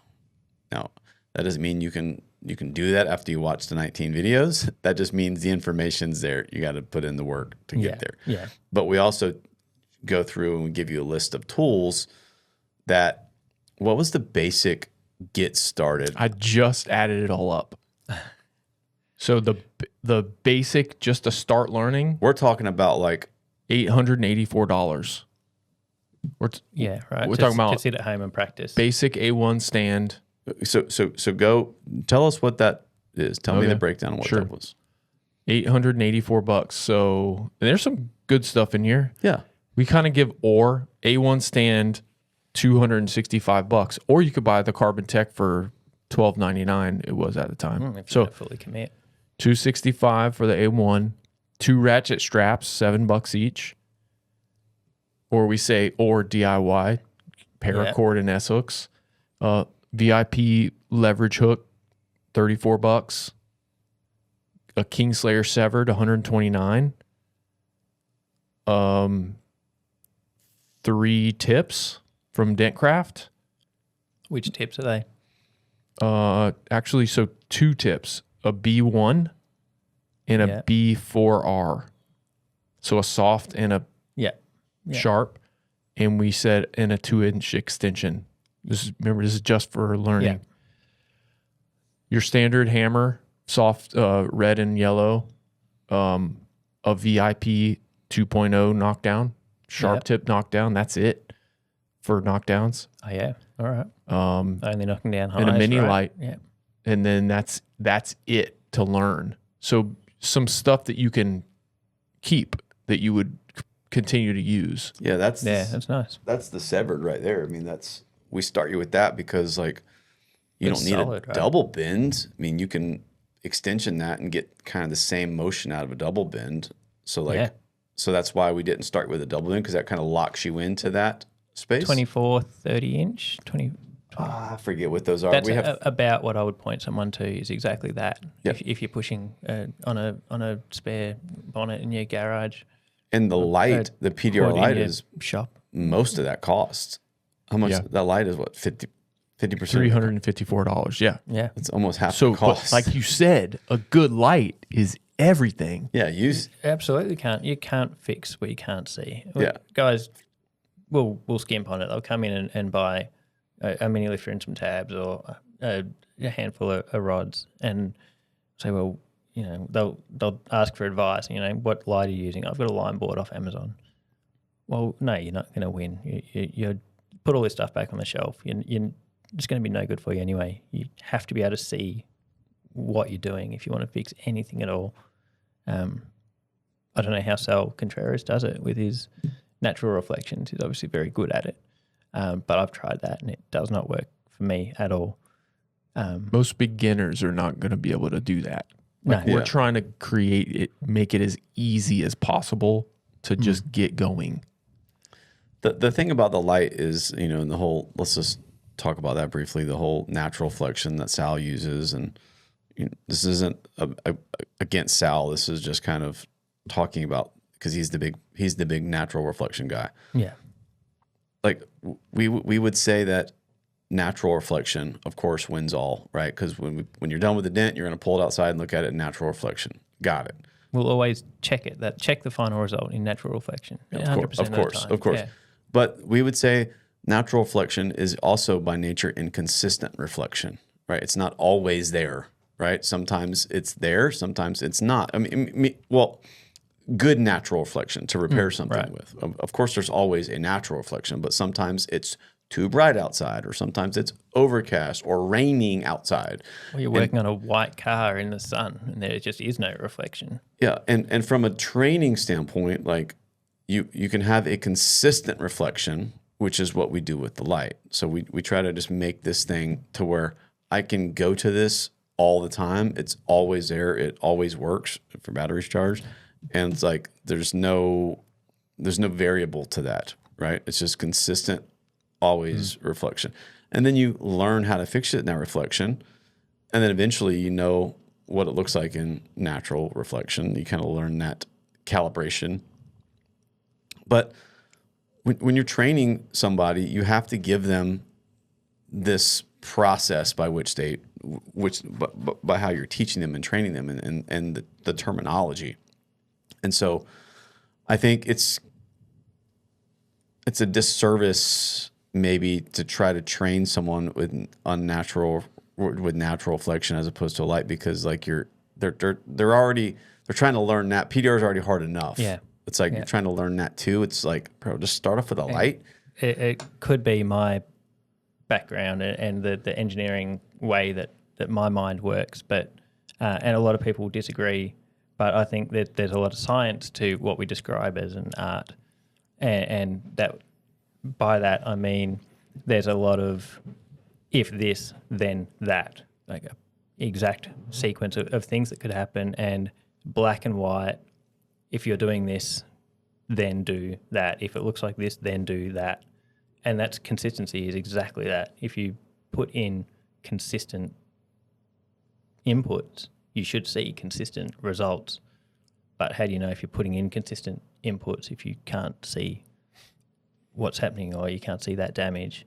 And I think there's a lot to dent repair that we describe as art that is subconscious science.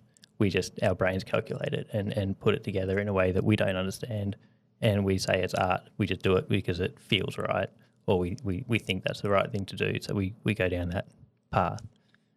I think if you teach it enough and dive deep into it enough, there's a fairly clear science to it where you can put all these pieces together, just do exactly that, and it will work.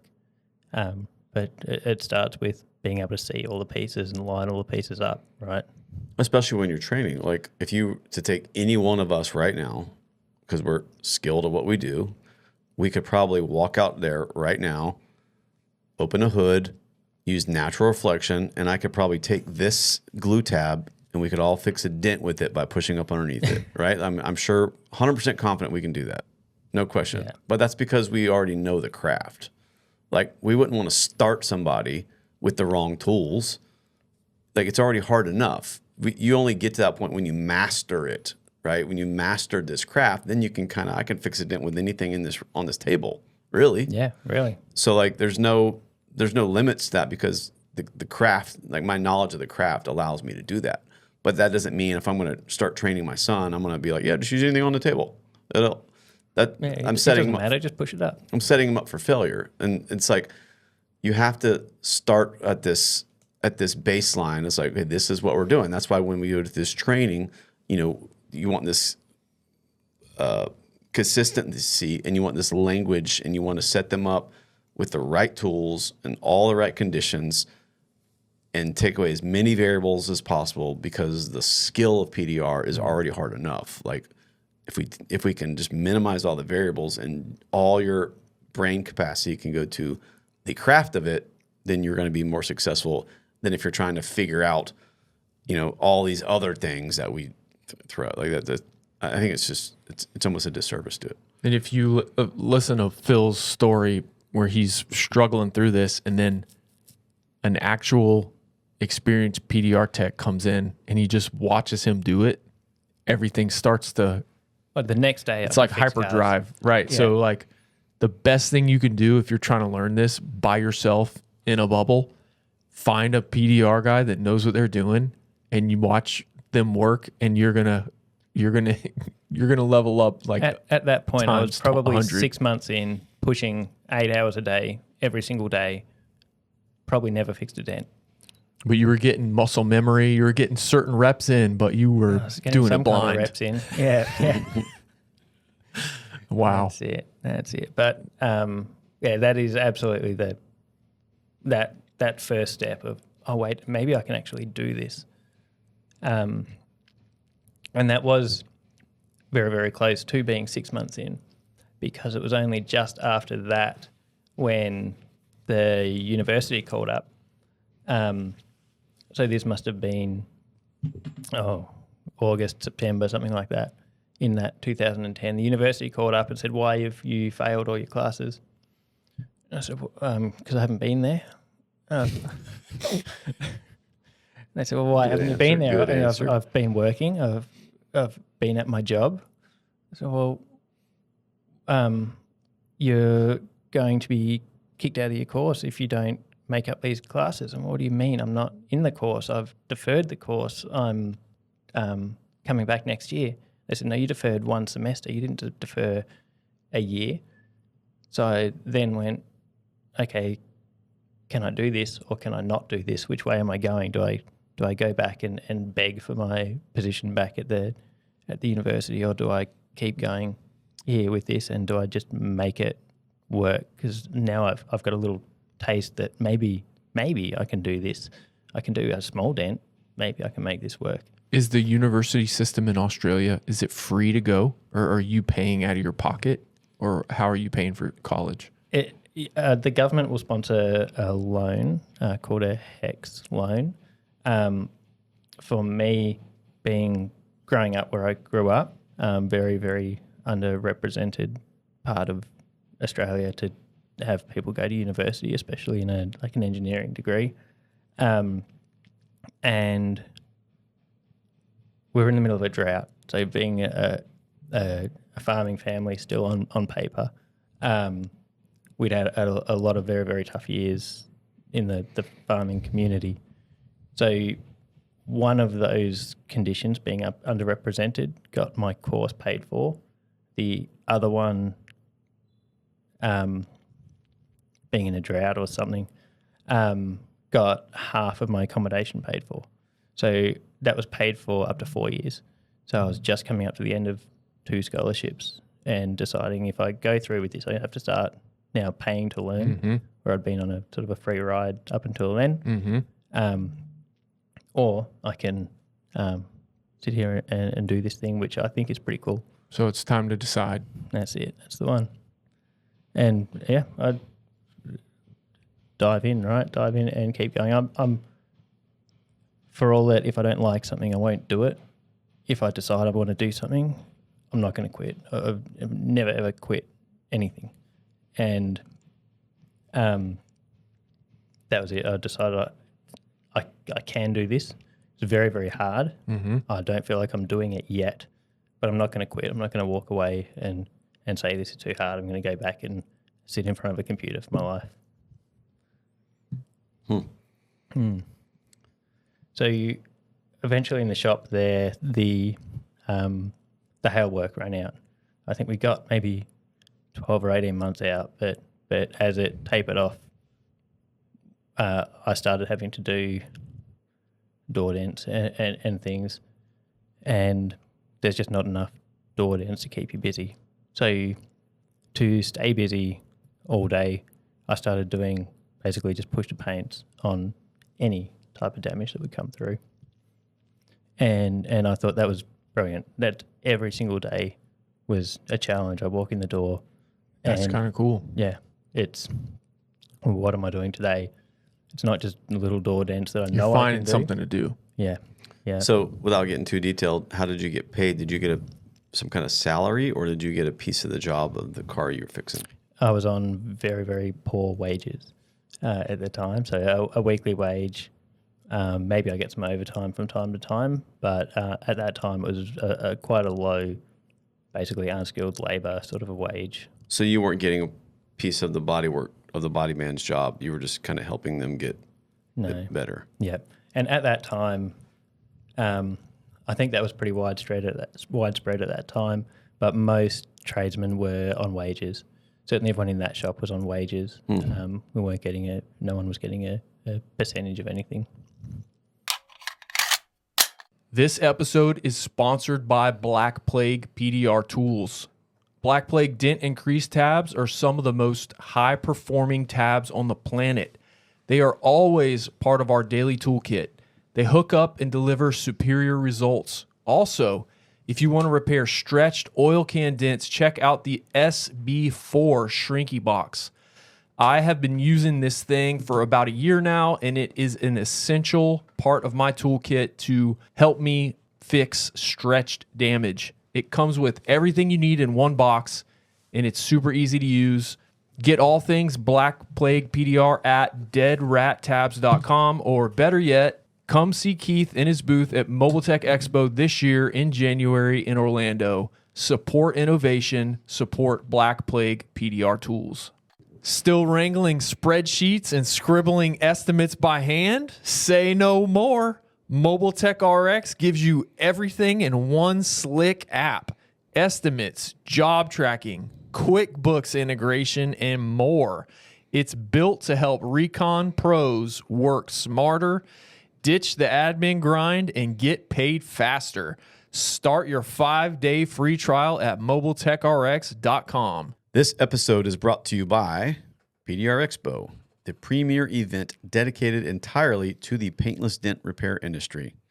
Happening September 25th and 26th, 2026, at the Rio in Las Vegas. This is where techs, tool companies, and the industry leaders come together for 2 full days of education, networking, live competition, and hands-on access to the latest tools and innovations. Whether you are a seasoned pro or just getting started, PDR Expo is built to help you sharpen your skills and grow your business. Don't miss the dent trials, beginner competitions, and the chance to connect with the best in the trade. Learn more and grab your tickets at pdrexpo.com. Is that typical panel shops there? Was at that time. Okay. But now I'd certainly say there's a mix. Maybe 50-50 of getting paid in like units or hours. Yeah. Yeah. Or you can be a contractor and submit an invoice for a percentage of your hours. Yeah, so it's a mix in the body shops now of hourly hours or a commission. So you're doing all kinds. You're doing push to paints. Are you still doing a lot of glue pulling? Is any of the collision glue pulling stuff out yet? Any GPR stuff? No. Are you aware of any of that? No. So the biggest glue tab I had was the Worth oval tabs. I think I had the orange and black. Was it Tentcraft or Ultra slide hammer? That aluminum slide hammer. So no heavy equipment at all. I might have had about a 2-pound slide hammer, and the silver and the black-footed mini lifter that I think everyone has. But getting into, I guess, maybe 2012 or 13, I remember there was a hit that came in, and it was on one of the brand new, at the time, hybrid Camrys. And it was the first big hit hybrid that the shop had through the door. This one was a cyclist who'd hit the rear quarter panel. And that's the hit that you think it is, where it's like that cyclist has come up and hip and shouldered that quarter and bent that whole quarter on that Camry. So the top of the quarter sits underneath the boot lid there. So the boot lid doesn't open and close. This quarter panel's kinked around, bent all the taillight around. None of the bumper fits, any of that. So push that whole quarter panel around. But being one of the very early hybrid cars, the shop said, we don't know what to do with this. We don't know if we can weld. We don't know if we can cut that quarter off. Phil, can you just do something with it and get it close? Get it close. The guys will help out with like more technical knowledge, because I was still very, very green. So no paint damage, just a big dent. I mean, it was all cracked around the edges. Okay. Yeah, absolutely. Where around the taillight pocket and. But they just want you to save the panel. Yeah, we don't know how to fix this. We don't know if we can weld anything. So you fix stuff without welding stuff. Please do what you can with it.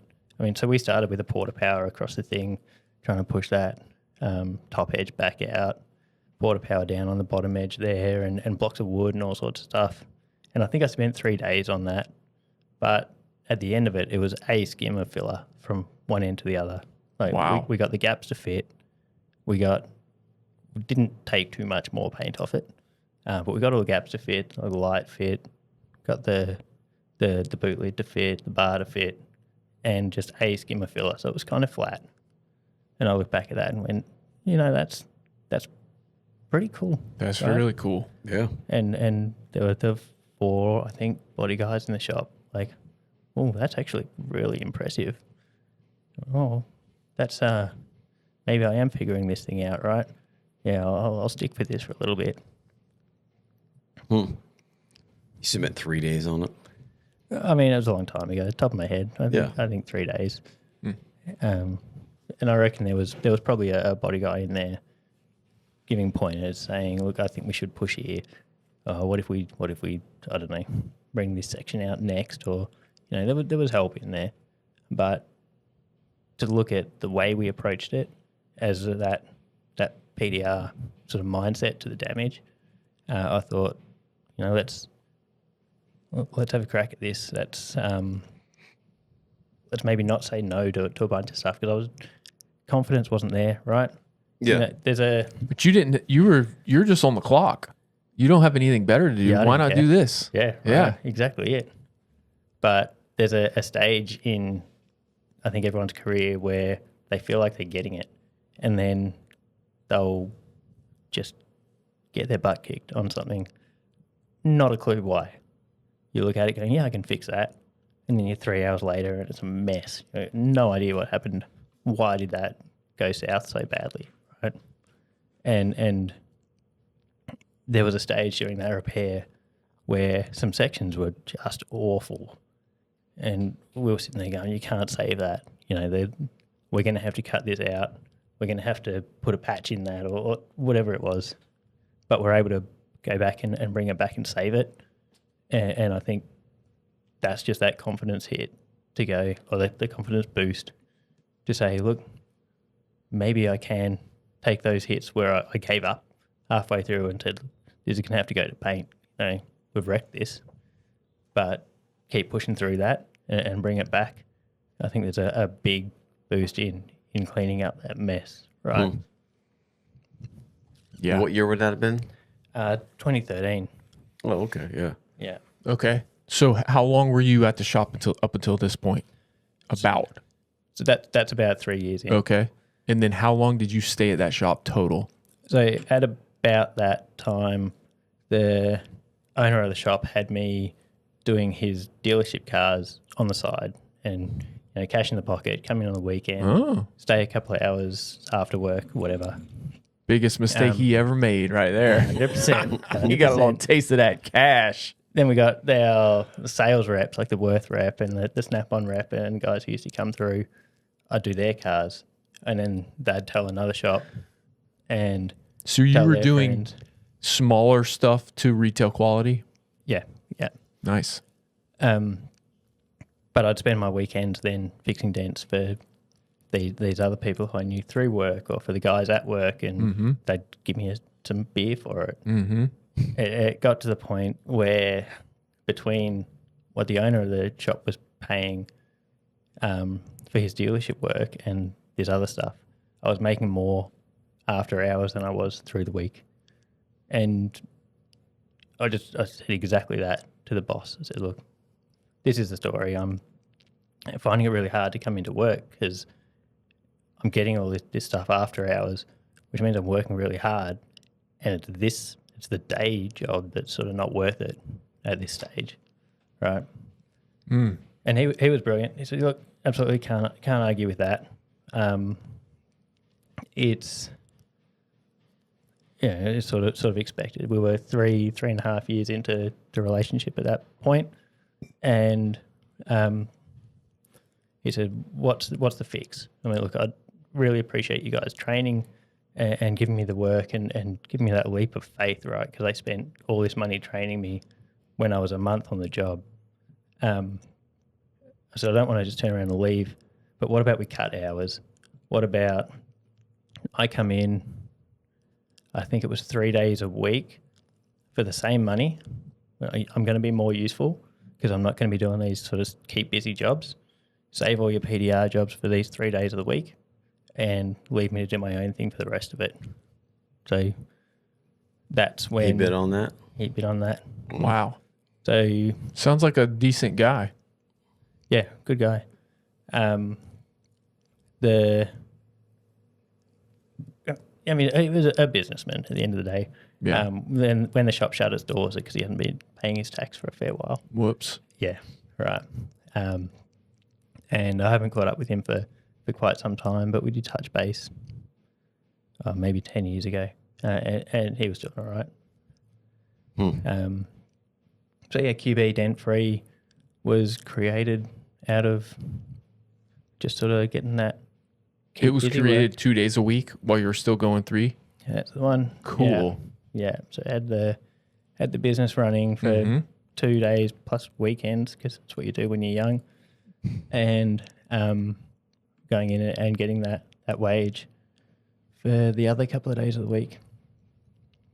Wow. And so did that take off, QB? It did take off. I was every day on like doorting.com back then. Really? Wow. And starting to get into the business side of it. And I'm not sure who it would have been, but someone in there said that when you're at work, you have to be at work, right? Whether you got something to do or not, you're sort of on the clock. Make sure you stay busy. So if I didn't have something to do, I'd be making a logo or making a website or knocking on doors. I knocked on hundreds of doors looking for just dealership work and things because I was still young. If we're 2014, so it would have been 6, I think. So yeah, still young and obviously look very young. I still look very young, so it was very baby faced back then. Just looking for someone to give me a shot, but tenacious. I just show up to work and work, and just need people to sort of give me a shot. And I knew that I could do the work. So that lasted. Would that be what you, if somebody's just starting out and they're looking for that wisdom, would that still be something you would tell them to do? Is what you just said about if you're at work, you work, you grind, even if you don't have a dent to fix. That's what you're there for, right? If you're going to do this for yourself and be successful as, I really don't like the word entrepreneur, but if you're going to be a successful entrepreneur, you have to be self-driven and self-motivated. There's no one there cracking the whip behind you, so you have to do that and set yourself a goal. Like I would make a list in the morning. This is what I'm going to do today. This is the list of shops that I've drawn on a map. This is the route I'm going to take. I'm going to drive here and then do them all in a big loop and circle back around. This is the emails I need to write to people. These are the invoices I need to send. And I'd start the day with a list, and the day wasn't finished until the list was finished. And you have to be driven and self-motivated. If you just do a half measure and say, oh, well, I've tried, I've done something, it's enough. Yeah, that's the way whole sort of career's going to go, isn't it? Yeah. Yeah. That's good. If you're starting a business from nothing, you have to be good at the job, but then you have to be good at getting jobs. Those are totally different. We had a laugh at the with my partner at the American McDonald's when we were driving down the road on the way here looking for something to eat. We went, let's go to Macca's. They're everywhere. They must be good, right? There's McDonald's everywhere. They must be great at what they do. Man. But I mean, they're not right. No. There is. Is it better here or Australia? I don't know. We haven't had it here. Okay, it's not good. in Australia. Okay, But good move. you can be good at a business. You can be successful at a business without being good at the work, I believe. But it's much easier if you can just do what you say you're going to do, right? Show up and just do the job and do it well. That's why it hurt me today to lose that. if I get a 1-star review because of that guy who I stood up, basically, I would be like, totally deserve this 1-star review. And it's so crazy that just talking to somebody, scheduling them, and then showing up is half of the job. Absolutely. Like if you can nail all that, you're kind of set up to succeed, even if you're not the best dent guy. But I just ruined this guy for my brand, and I'm just gonna move on to the next one. But man, those things matter a lot. Almost more than just fixing the car. You have to do the work and do it. You don't have to do it well, but do it in a way that you've sold it. Deliver what you've promised. Probably don't promise you're going to do it perfect if you're not going to, because that's going to kill your reputation, right? You only get one shot at that. And I've always been very, very honest of, look, I don't know, man. This is borderline. This is a hard hit. But, I know I'll get it close. I know I won't make it worse. I know if I can't do it, there's a pretty good chance no one else can. And if I don't deliver what I promised, you're not paying for it. You're paying me to fix this, right? You're not paying me to try and fix it. I've given you a price to fix the damage. This is not an hourly rate. You're not paying for my time. You're paying for a result. And I think if you're clear and open about that, even if you do drop the ball every now and then, your customers tend to sort of be pretty forgiving with you. Mm-hmm. And that attitude is what got me a lot of customers very early on, especially since we had hail. So 2010, there was a big influx of guys getting into PDR as there is after a storm like that. So I was one of many who went and jumped in the scene at that same time. But they jumped in for hail money, right? It's a different game at that point. So anytime it would hail in Sydney or in Brisbane, everyone would vanish. And I'd be, well, I'm here. I know you have a dent guy, but where is he? I'm here. I'm telling you, I'm not going to chase money. I don't particularly care, because I straight away was making pretty good money straight out of the gate, and I'm not particularly sort of money driven.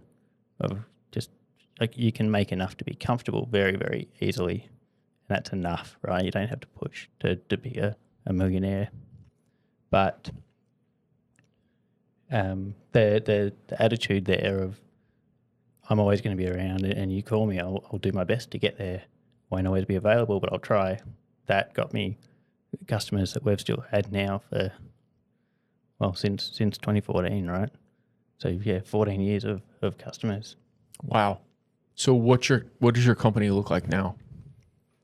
Your PDR company. Yeah. So there's a bit of a journey in that where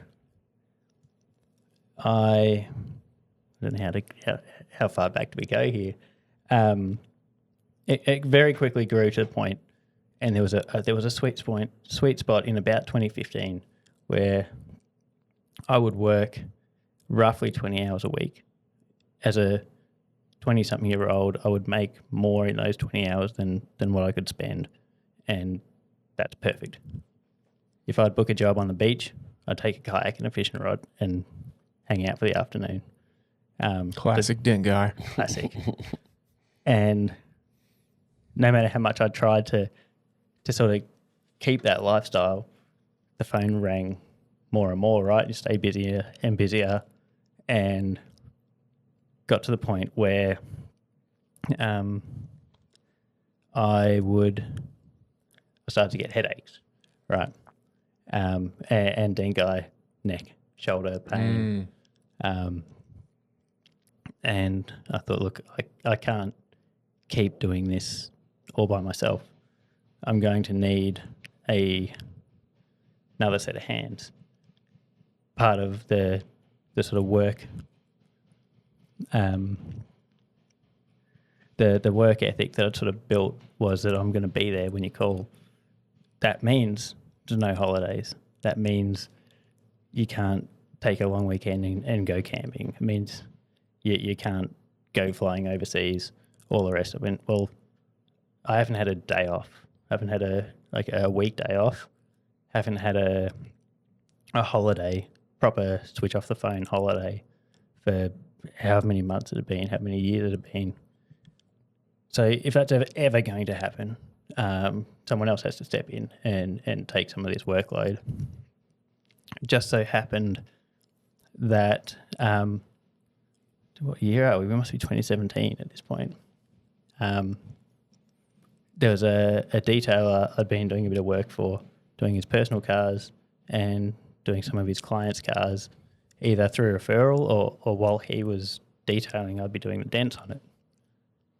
And he asked all the right questions. He showed an interest in learning how to fix dents.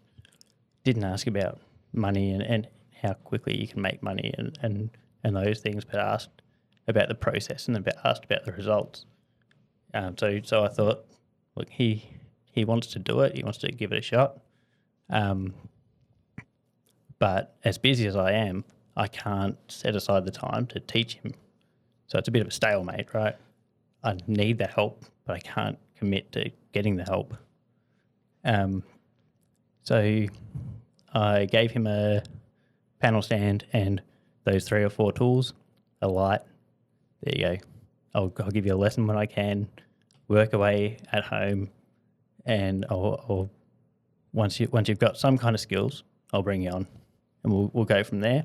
So that's the first sort of step in bringing on that extra set of hand in the business.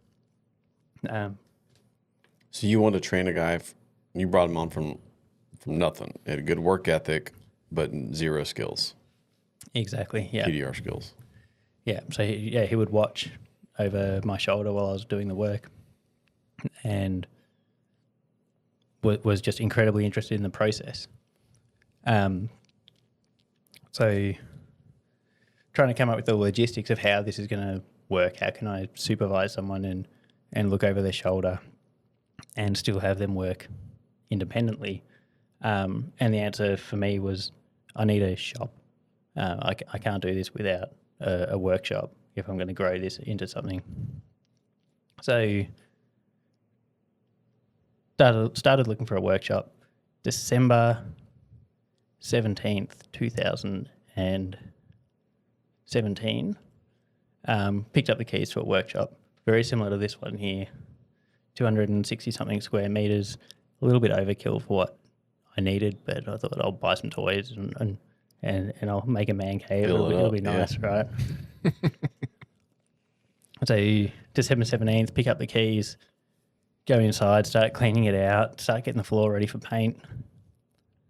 I was a rock climber at the time, climbing indoors 2 or 3 times a week.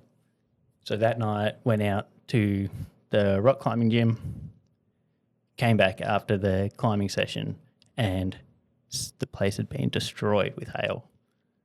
Where I was at the climbing gym, like hundreds of dents in roofs. It was huge. There were roofs with 500 or 600 dents in them. Every dent was probably an inch. I don't know what that is in a quarter, maybe. Yeah. Yep. Yeah. And I got a call from the manager at my old shop, who was a new shop. He said, "I'm at home. You're going to be pretty busy." And his home's half an hour, 40 minutes from where I am. I went, okay, well, that's a huge area. Big. And then I got another phone call from another friend, said, "Is that hail going to be good for you?" And I went, "Where are you?" He goes, "I'm over in this other suburb." And you draw that triangle, and my shop's just right in the center of it. Wow. So I've got this big empty box, and it's just hailed directly on top of it. So December 19th, end of that day, I had 300 missed phone calls. That's a kickstart. What year was that? 2018? End of 2017. Okay. Like, because I was there in 18. So it would have been the 18 storm. It was the storm hit December I was there. 18th. I was there probably January through March or April 2018 of 18. That's the one. Was that Melbourne? I think. Yeah. Wow. That's the storm. So you showed up for this storm, Matt. Eastern Mount suburbs. Waverly. Yeah. Mount Waverly. That's January 11th. We're doing basically- estimates.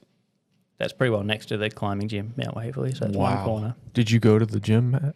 No. The climbing gym? No. We did we went and saw the sea dragons though. Wow. I didn't do no climbing gym. But yeah, we were there for that storm. It was that was a learning experience. Oh my In what way? goodness. In what way? Every possible way. So I called Alexi, who a lot of people have probably met now, who was the detailer I'd been speaking to and starting to sort of train up. Called him up and said, look, if you want to be serious about this, come into work and start stripping cars for me. Had a friend who was helping me fit out the workshop. He answered the phone for me for a week or so, but literally 300 phone calls a day through my cell phone, because that's what you do when you're a one-man operator. And thankfully, Paul from High Tech PDR came and knocked on the door, maybe even the next day or very, very soon after. And he said, I just got off a plane. I just saw there's one PDR shop in the middle of this. I thought I'd come and knock on your door. Do you want someone to run it? And I've got cars literally around the block, people everywhere. I'm pulling my hair out. I don't know what's going on here. I've quoted like a dozen hail cars in my life. And I said, sure. No. Wow. You're like, please, God. Johnny on the spot. Yeah. So literally overnight, I went from doing maybe $200,000 worth of work a year as a one-man operator to it was bang on $1 million for the following year. So it's definitely trial by fire. So you had guys come into your shop working? So we got High Tech to come through. And they set up in your shop? They had either 2 or 4 come and set up in the shop. And then we had 2 in another body shop, the one where my old manager was now running. So we put 2 guys in there. We had 2 fixed auto shops who called up. They weren't existing customers, but they called up and said, do you want some hail work? So I put 2 high-tech guys in each of those. And then there was one other shop, a chain of collision shops in Australia that I put 2 guys in. So it was 8 or 10 that we had around Melbourne in that handful of different panel shops. So in your view, those guys totally saved the day for you? Absolutely. Everything they did was incredible. They would quote cars way, way better than what I did. And I've always been very, very particular, and I say that's why I'm quite good at this job. And I like things done my way. And I had to turn around and say, look, I'm going to let you guys do it your way. Just please don't ask for my input, because if I give it, I'm going to change the way you're doing things. And it seems to be working. But in the end, I ended up with, we lost one of those fixed auto shops halfway through. The other one stopped paying their bills at some point, and I didn't pick on it straight away. This is my first time running a business, right? I don't know what I'm doing. They stopped paying their bills. I just kept paying the guys, because it's what you do. You pay the guys for the work they do. By the time I caught it, they owed $140,000, and I'm seeing bills from High Tech for $100,000 come through. I'm going, oh, the numbers here aren't really adding up, right? I'm suddenly got all this work, and the bank account's zero, and I'm personally not making a single dollar. I'm putting money in to make sure the guys get paid here. So that was a very, very tough lesson to learn. Wow. Did you ever get that money?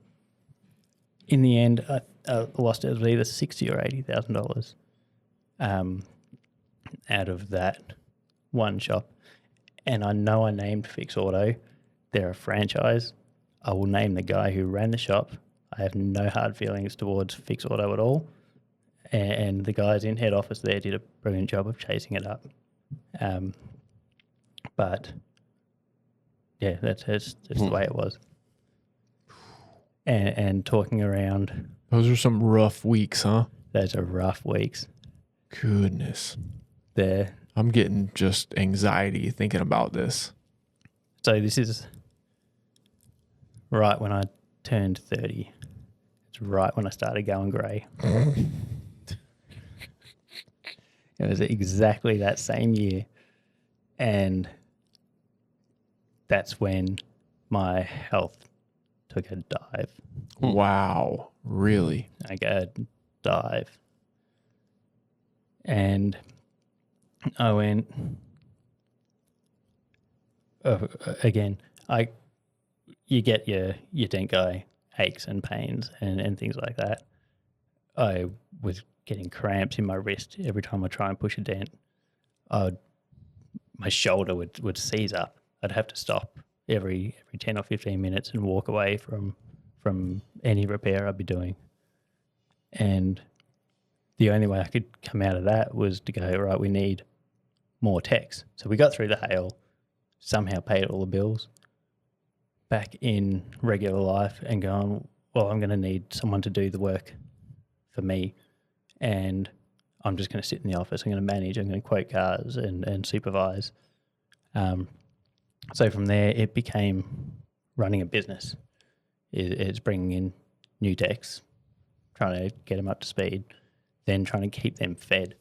And when the work turns off, it suddenly turns off. So it's learning how to advertise and learning how to bring that work back in again. And it's stressful, right? It's that side of a business. When I'm not there to run a business, I'll just fix cars that show up in the door. Right from day one is just, yes, I'll fix that a couple of hundred times a year. That's as much business as I ran, was just agreeing to fix cars. So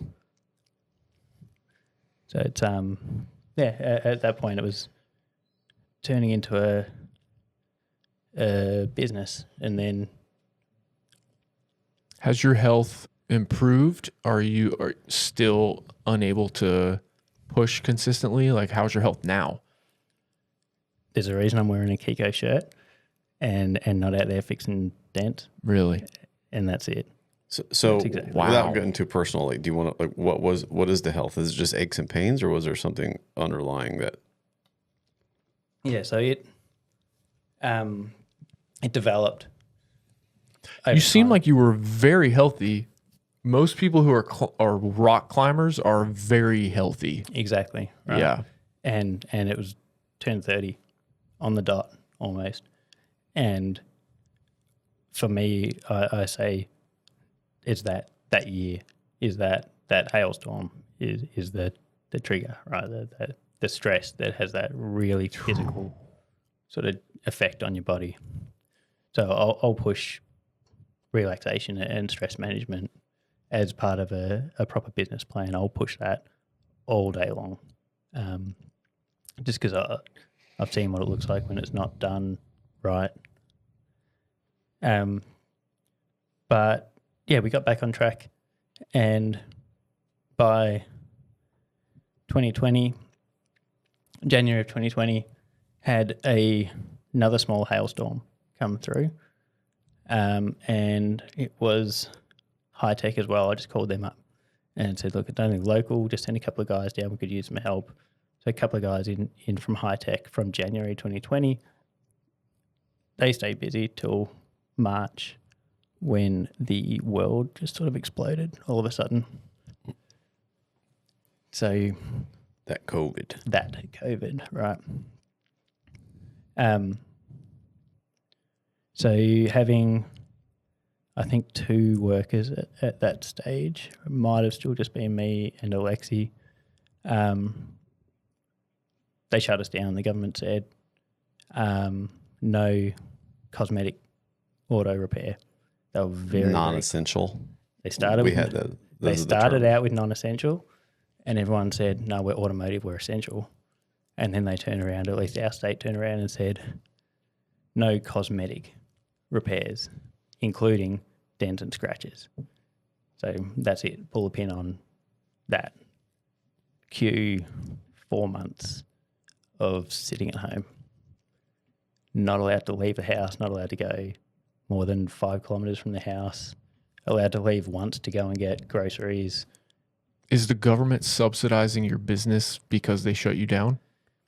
Because we just had that massive hailstorm, I had gone from a sole trader to a company, which meant that I was eligible for some government money.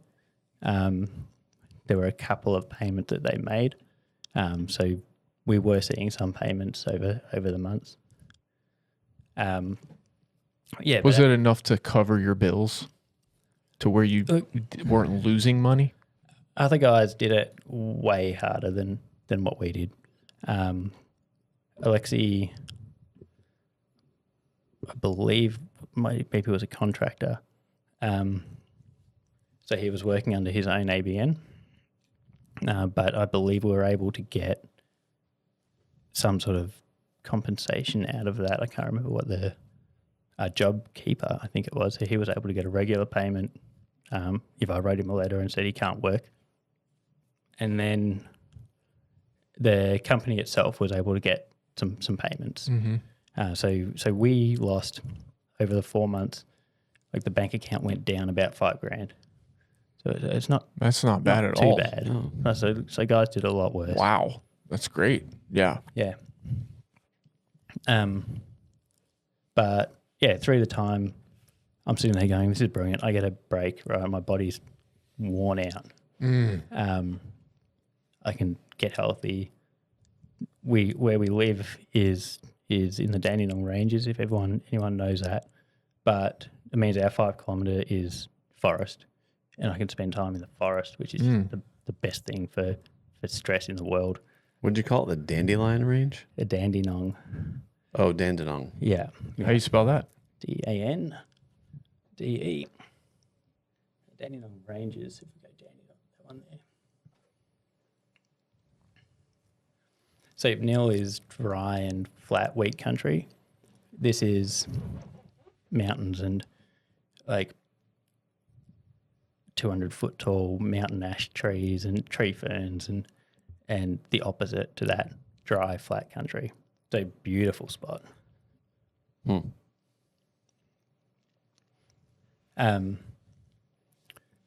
But yeah, going through those few months, going, this is my chance to get healthy, right? I'm going to get back on track, which to a point worked, and when we were able to get back to work, get re-fired up, reinvigorated, but as we had quiet months coming out of it was the thing.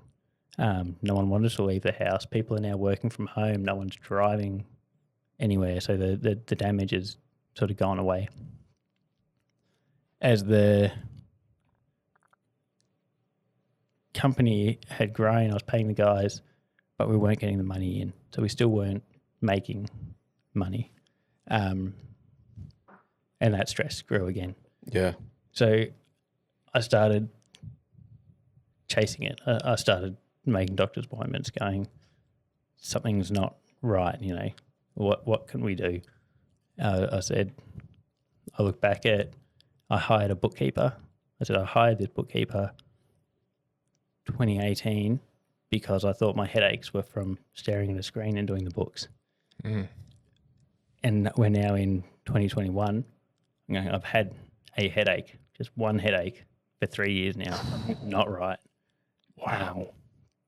And blood tests and all sorts of tests come back fine every single time. It's lifestyle.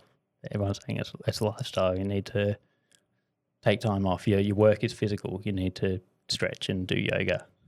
So go see an exercise physiologist to say, I used to be very healthy. Let me get back there and start getting exercises. Then every single exercise doesn't work. It makes it worse. Saying, lift these tiny little weights every night or do these stretches. And he comes back and says, well, there's no possible way those things are doing damage. They can't possibly hurt. I mean, well, they do. What do you want me to say? Right. But if we get to the end of a very long story on that, I eventually, just a few years back, 2024, found a specialist, or got referred to a specialist who happened to write a book on this series of sort of conditions. And he went, have you been diagnosed with this? Yes. Well, they're wrong. Have you been diagnosed with that? Yes. And he listed this whole series of diagnosis and negative tests. And he said, all of these things all line up? Yes. Oh, well, you've got a dysautonomia, or it's sometimes referred to as joint hypermobility syndrome, or Ehlers-Danlos syndrome, which is genetic. And the collagen in your body, which holds everything together, right? It's what you're built of, isn't built right. So instead of being a really solid structure to hold all your, muscles and skin and your ligaments and cartilage and everything, and your blood vessels, instead of being solid, they're all just a little bit stretchy. They're a little bit flexible, which if you're a rock climber, brilliant, right? You can stretch and bend and do all sorts of stuff. But for your blood vessels, that means instead of holding pressure like a solid tube, then as your blood pumps, they're expanding and you lose that pressure. So there's this positional orthostatic tachycardia syndrome. So depending on body position, your circulation's going to do funny things, which means your heart's doing funny things, and working upside down or getting up and down off the ground all the time is causing all this damage. So it's we got an answer after 5 or 6 years worth of questions and chasing. But to me, that said, your joints can't hold up. They don't heal like they should. They dislocate very, very easily, which is why they lock up and seize. And you can't be getting up and down off the ground all the time. So I think at the time I had 4 technicians. And I said, look, guys, this is the diagnosis that fits. I can't do this. I'm going to have to shut it down, right? And that was by far the toughest choice I've ever had. What year would that have been? That's 2024. Oh, wow. When we set out to make the first simple, effective tube glue system, we knew we had to make an amazing hail glue. It sets quick, holds really strong, and lets go when you need it to. And let me just say, our hail glue absolutely rips through hail damage. Another goal for our hail glue, it had to deliver effective, reliable pulls for route techs out there making it happen in the streets during the cold months. Part of our tube glue system, whatever the weather, Dent Slayer has you covered. This glue was only made possible by our relationship with Anson. You can find the glue on their website, as well as some of the other leading tool companies' websites.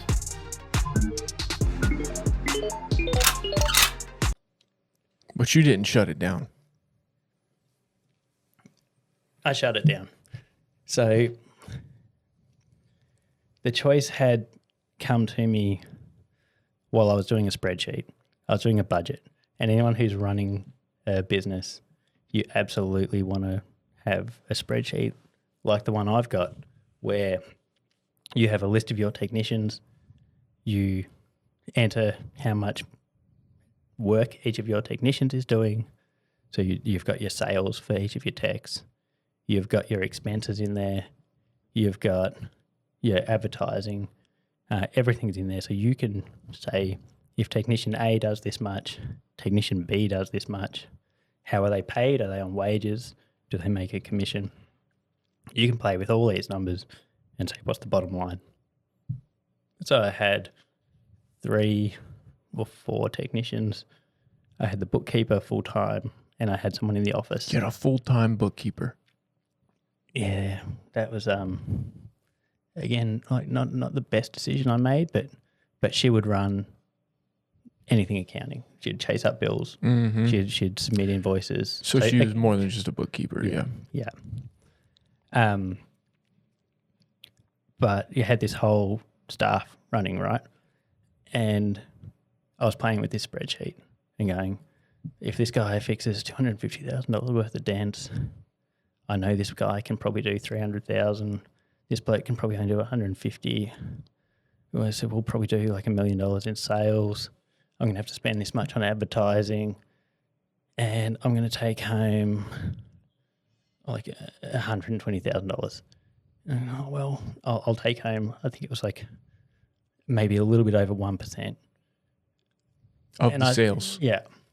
So I sat there and wow. just went, what about delete. Phil does X amount of sales. What does that look like? So I went, oh, I'm not very reliable, but I know if I'm pushing a dent, I'll do it at about $350 an hour. So I went, well, I can't remember the numbers, but I went, what if I do this amount of work? And I went, yeah, absolutely, I can do that. And then that's my $120,000 a year. Well, that's like a day of work. What if I do 2 days of work? Per week? Yeah. And I went, oh, well. And I've still got my expenses. I've still got the shop. And I sat there and went, well, this just makes sense.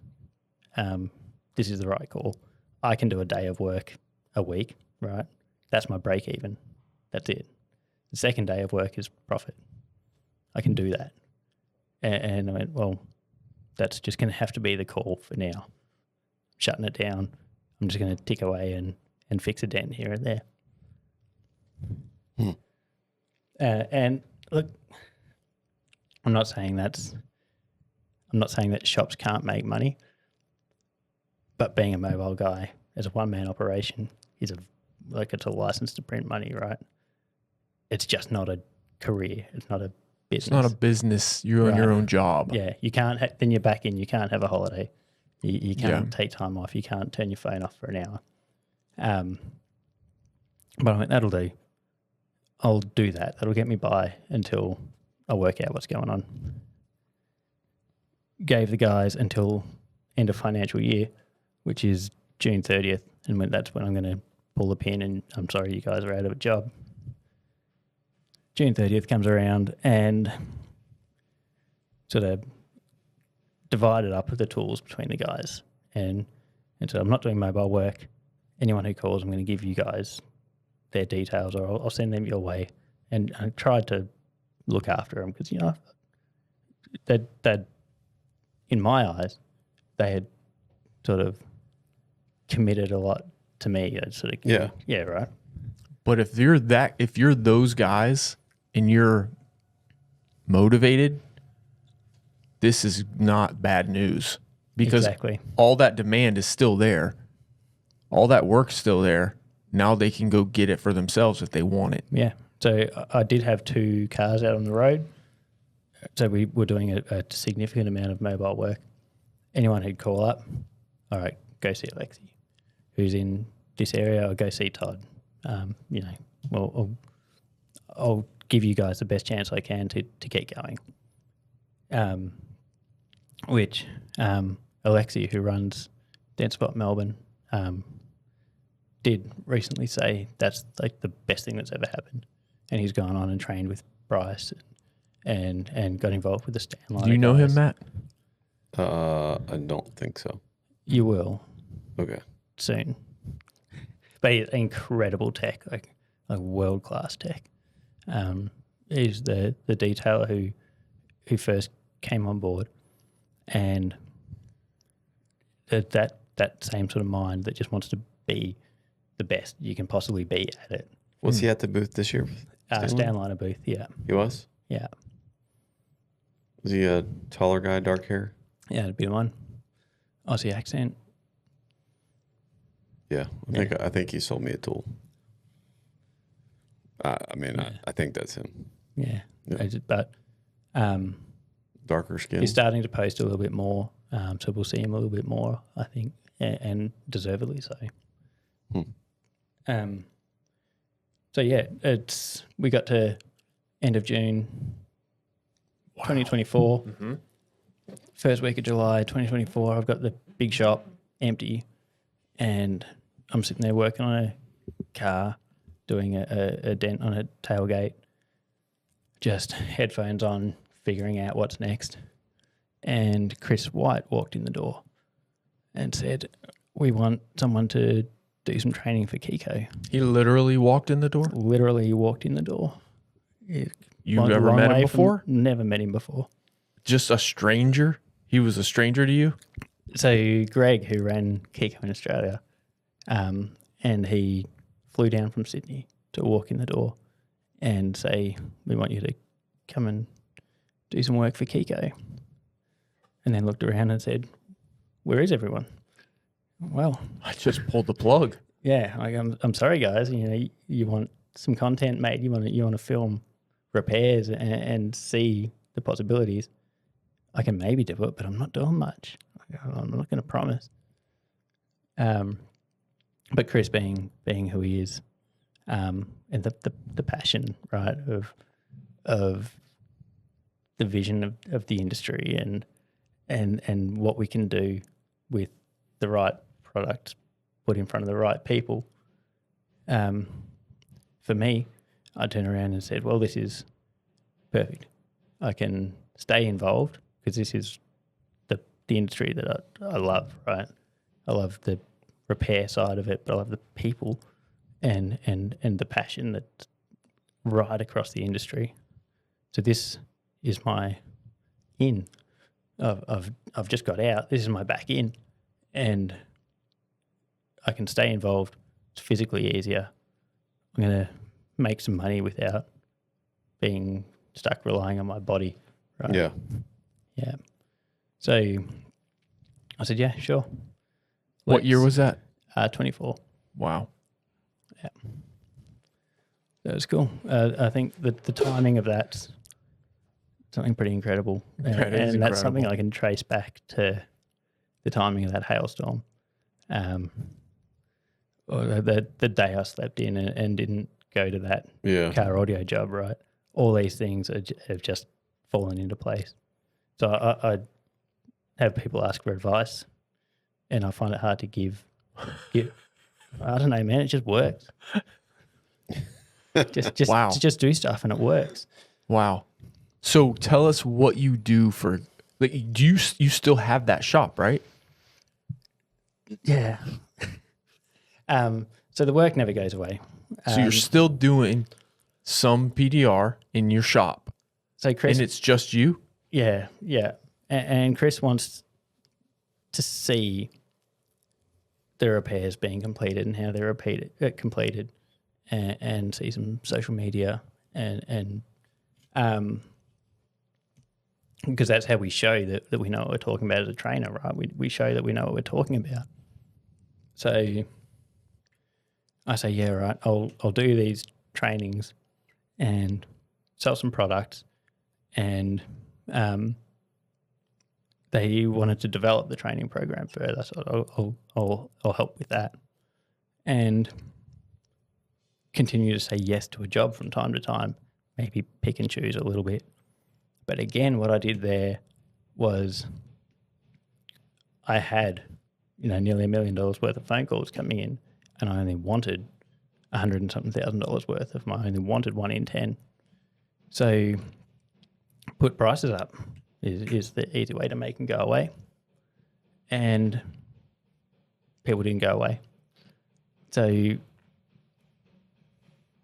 being able to sort of say no to do anything you want and that you genuinely don't want the work and give a proper go-away price to basically every single job means that I'm suddenly making really, really good money again on these repairs that I'm barely touching. You can't help it. Yeah, Money just keeps coming to you. Exactly. I mean, I at some level, I'll put in some kind of work and the hairs are grey out of it. But it has just felt like a very, very successful journey. So what does your shop look like today? So we have 2 technicians. One of them runs the shop. So I call him the manager. He quotes all the cars. He books the repairs, invoices the jobs, does some work.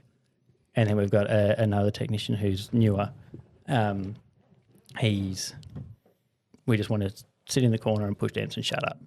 And you're just there to make money, which, I mean, it's not a very nice way to put it. That's put one it of the like best that, jobs but on the planet right there. Exactly. So the 2 technicians, I'll occasionally push a dent or just help out in the more challenging parts. Is your whole shop go away money on your prices, or is that just when you're pricing for you?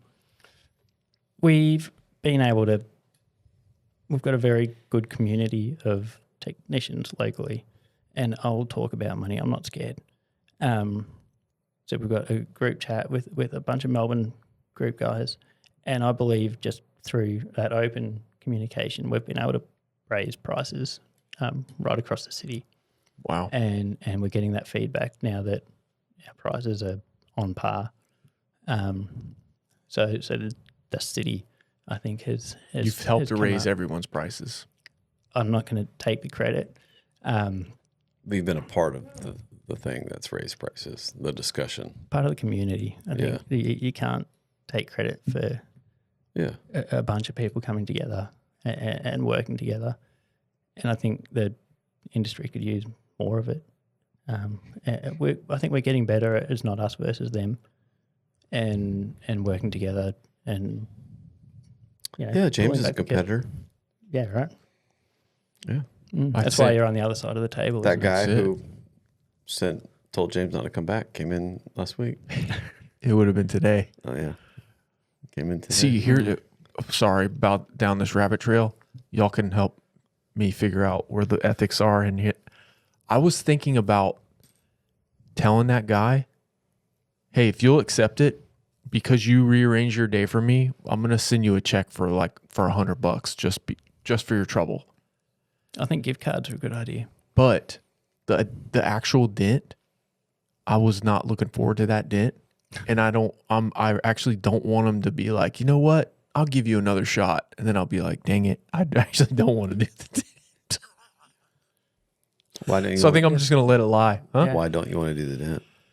It's just an awkward dent on the other side of the gas thing on the quarter panel. And it's just going to be hard.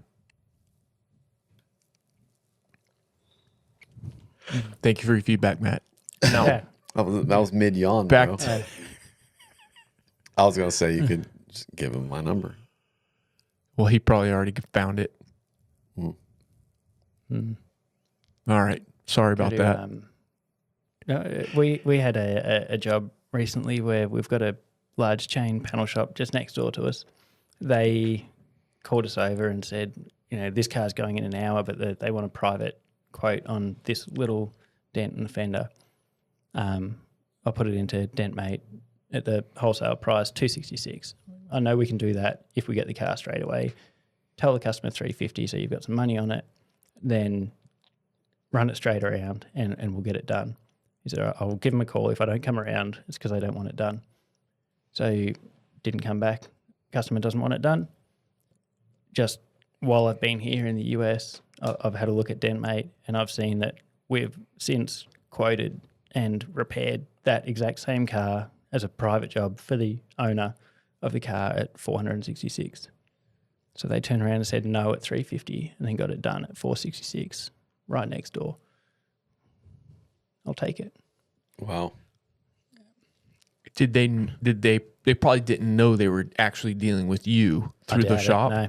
but they trusted you to do it. Apparently. That's awesome. Again, I was in the Incredible. States when this happened, so I haven't got the story. Well, Wow. Todd, if you're listening, just tell me how you managed to do that, because it wasn't much damage. What mix of your business right now is wholesale versus retail? 90% wholesale. 90% wholesale. Oh, sorry, 90% retail. Okay, 90%. Okay. Yeah. So you have this shop and you can't stop the work from coming into you. Yeah. How did you build that for people listening to this? I mean, Just do what you say you're going to do. They're referrals from body shops I've been working with for 14 years, and they're still handing out the phone number. I met these guys when I was working out the back of a sedan with $2,000 worth of tools, and now we are who we are, and the same customers are still handing out cards for us and sending work to us. Yeah, but do you advertise? Do you have any I run an AdWords. marketing? I set that up at least 10 years ago, and I just changed the budget. So I'm not going to claim to advertise on Google. I just know that I can make the phone call a little bit more if I spend $5 a day or $10 a day. And if the phone's not ringing, I'll spend $15 a day. But it was set up many, many years ago. And that's all you do? So much. that's all you do for advertising? It's all I can think of. No real social media presence. We post from time to time. Yeah, but nothing that's driving the business, right? Like No, that's no. not And when I started doing this work with Kiko, I started a YouTube channel. Again, got a little bit done there, but What's that the YouTube work channel? obviously grows. Kube Dent Free. We're going to have to post on it if we put that in public. No pressure. And then, Facebook, we've got Kube Dent Free. QB as Dent well, Free on YouTube. So I need to go to YouTube first. or Facebook. And maybe we post once a month. But they're repeat customers. Every single one of them is a repeat customer. And that's it. I treat every single customer like it's not just that job, but it's every single one of their jobs in the future, plus everyone that they know. I want all of their jobs as well. And it doesn't matter who the customer is or what sort of car it is, but that one customer is that one lead that's going to lead to dozens, hundreds over the years. Those are the best kind too. We did it was a late model, like a Kia SUV. It had some nice wheels on it. Like, it was black. They clearly cared about it, but it's not a nice car. Pretty straightforward door dent. Did it. He said, great, can you do something on my other car? So he came back with a little Mercedes AMG 43. Did that for much the same money as the Kia, because we just priced them for what they are. And he went, oh, good. I was just checking because I want you to do a job on my car. Like, okay. And he rolls around the next day in a McLaren. So that Kia job turned into McLaren and McLaren's mates, right? You don't know who you're dealing with. You just treat them right. We don't do, I mean, if I think about like my business, like my phone rings pretty constantly, but I don't market my business ever through social media. I mean, you see a lot of Dent Slayer stuff, but that's not my PDR business. Yeah. So like, we don't do anything from social media. We got some Instagram, we got a Facebook, but nothing. I haven't posted on there probably 2 years, or James probably hasn't posted on there 2 years because James did all my marketing. But we just have our Facebook and we do a good job. Word of mouth does a lot. That's it. I mean, you don't have, what I'm saying is you don't have to like throw thousands and thousands of dollars. Like, it's just do what you say you're going to do a good job. The reputation will spread. If their customers are happy, they will come back, or they will tell their neighbors, and they will keep coming. And, you know, I would say get on Google. That's just kind of par for the course. You're going to have to do that. Be on Google. You have to have something. And you don't have to go crazy with AdWords. I mean, like you said, you could adjust it and play with those numbers. You can shut it off and you can turn it on, but you don't have to do a lot. It's really about the PDR. Really, it's about what kind of product are you delivering. Is really it. For me, I think I mentioned earlier, never ever quit on anything. So if a job's going south, I'll call the next job and go, sorry, like I'm really sorry, I'm not going to make it, but I need to finish this thing. And doesn't matter how bad it gets, I will not, if I pay for a paint job, it's because I couldn't do it. And I can do anything. If I look at a massive big hit, and it's been this way for years, just look at a big hit and say, I'm not sure if I can do that, but if I could do that, how would I do it? And just do that. And it works 9 times out of 10, right? Yeah, I know Bryce Catley could do this. What would his approach be? Just do that. Right? I don't know if it can get much simpler than that. If a piece of damage is going south, you look at it and say, which piece can't I do? I can do that piece. I can do that piece. I can do that piece. And just do them. Put your head down and get it done. Don't get stuck in that I can't do it mindset. But if I could do it, what would I do? Well, I bet there's an answer there. Just do that. Yeah. So what do you do for Kiko? So I run KECO Australia now. 6 months ago, Greg, who ran the Australian company, left to go and do other things, and it was the two of us who were running it. We have another trainer who can contract in, another dent guy who can contract for trainers for trainings, but it was the two of us running the business. At this point, we'd moved most of the stock from Sydney to Melbourne into my shop. So we had a retail tool shop in the back of the shop there as well. And when I spoke to Chris White, it was look, what are we going to do here? I took this on because it was a job and it meant that I could handball stuff and have a boss, which is nice if you've almost never had a boss. I went, this is great. I don't have to do anything. And now to get a job with a boss, and you're like, this is great. I don't have to do anything. So the boss left. That's dang it. I don't make a good employee. Maybe that's why he left.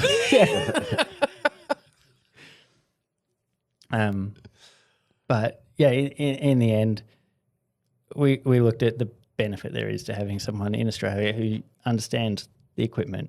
We've got Dental Warehouse, who you mentioned, and they sell a reasonably different product range to us. So we'll point people to them and send that back and forth. But they're not PDR technicians either. So to have someone in the country who can provide the tools and the education to go with it, we've never had it in Australia. So for me to be able to provide that to the industry on a larger level, because at the end of the day, I sort of just want to help people. Someone's got some damage on their car. I want to help make you feel better about that. If I can take that damage that's on a car in Brisbane and help that PDR technician to help that person to feel better and build the quality of the Australian market to that level, yeah, absolutely. I'll jump on board for that. I'll be the boss again if that's the result that comes out the other end of it. So now, yeah, with KECO running the company in Australia, so selling tools, shipping them around Australia, New Zealand, anywhere else who orders from Australia, we'll ship to them, as well as delivering that training to either body shops or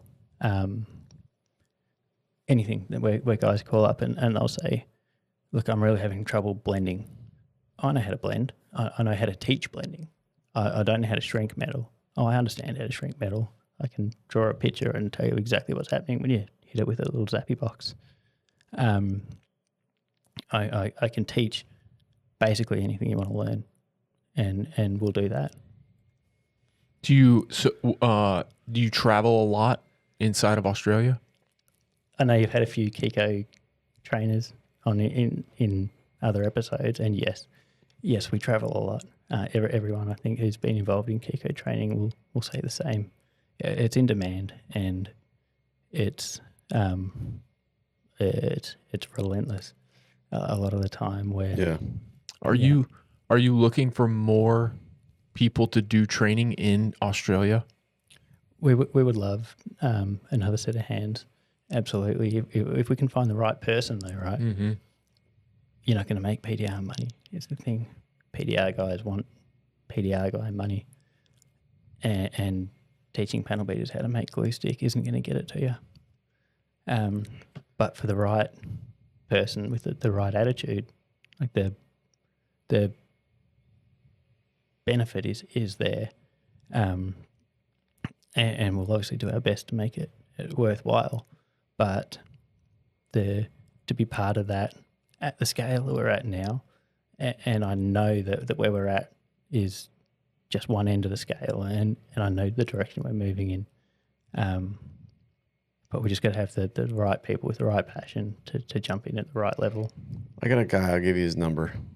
I got a good buddy that might be a good candidate for you. I won't say it online, nice. But I'll give it to you. Remind me after. Yeah, just read his phone number out, would you? Yeah. As soon as you said that, this guy popped up in my head, and I kind of just went through, and I'm like, he's probably the perfect person for this. So, and he lives in I forget. I think I don't know where. I think he lives in Gold Coast, but he's a good dude. Might be good. Yeah. Yeah. So appreciate it. Are you doing less physical labor still, like to this day? Like, have you actually dialed down your physical, what you're doing for your health? Like, it's again, as I said, I know which end of the scale we're at. I know which direction we're heading in. Part of the condition that I have is because I'm always in a state of, not much oxygen getting around, is my body gets very, very good at producing adrenaline. So I can do anything. Like it's a superpower. I can just nonstop through basically anything. It's just when you stop, right, that adrenaline wears off and you realise, ooh, I might have overdone that.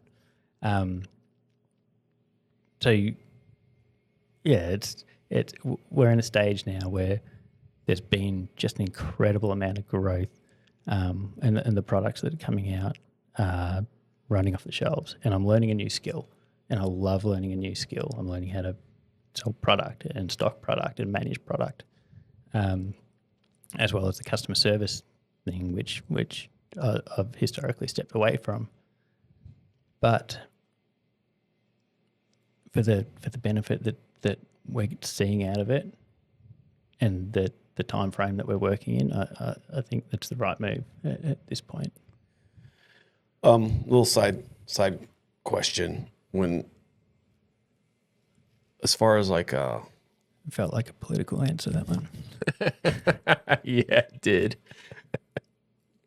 Part availability in Australia, like for getting parts. I mean, if they're all like, if we're talking about the vehicle manufacturers that are in Australia, most of those are either American companies or Japanese companies, right? And you got some Korean. Chinese is massive now. Over the last few years, Chinese manufacturers have jumped in at a massive level in Australia. There's cars show up in the door that I've never heard of before. That are coming into Australia? Yeah. Okay. But nothing made domestically in your country. No. Yeah. So basically what I'm asking is, so to get a fender for a Chevy Malibu, what's a Chevy Malibu there? You don't have that there. Like a Holden Astra. Okay. Holden's one of the companies that doesn't exist anymore. Yeah. So to get a part for a car, or let's just say a Jeep Grand Cherokee. Let's just say that. It's got to come from the U.S. Sometimes. A lot of parts will be in stock, especially like your fenders and doors and things. But they're for still your common cars, they'll be somewhere. They might be in Sydney or Perth and be 2-3 days away, but they'll be there. It's the Chinese cars that we're having trouble with, and the support for the Chinese cars that have come in is just not there. There's a zero dealer presence. You buy it through an app, and your service network is the street corner service station. That's where we can have 60, 90-day waits on parts, and that's where we're justifying some of these bigger repairs, if that's the direction we're going in there. Yeah, that's kind of what I was asking. Does that help drive up to make a strong market for repair? It does. Same as everyone, I think. Through COVID, parts disappeared and were impossible to get your hands on. So that is when certainly collision shops started pushing this repair everything side of things, and PDR guys, because we've had a long time in Australia without significant hail up until the last couple of months. There's probably been 4 or 5 years without significant hail anywhere in the country. So PDR guys are getting into the bigger repairs, which is where our training's gone reasonably well in teaching hail guys how to fix real damage. And we can get replacement money on PDRing stuff. I don't know too many guys who are getting some of the US dollar prices that I start to see now, and some of those really big hit sort of big dollar estimates. If there's guys in Australia doing that, I'd love to hear from them. But I think we're getting replacement. But a lot of PDR technicians, certainly ones that I speak to, are still scared of making a claim.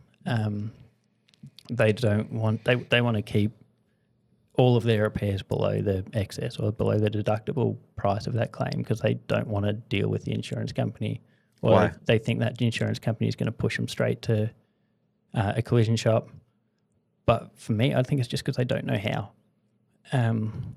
And is there political things that would make, like, is there reasons that they think that? Is there like, are the insurance companies driving things to the shop? Or we do. I know it operates different in Australia than the US as far as how the insurance companies.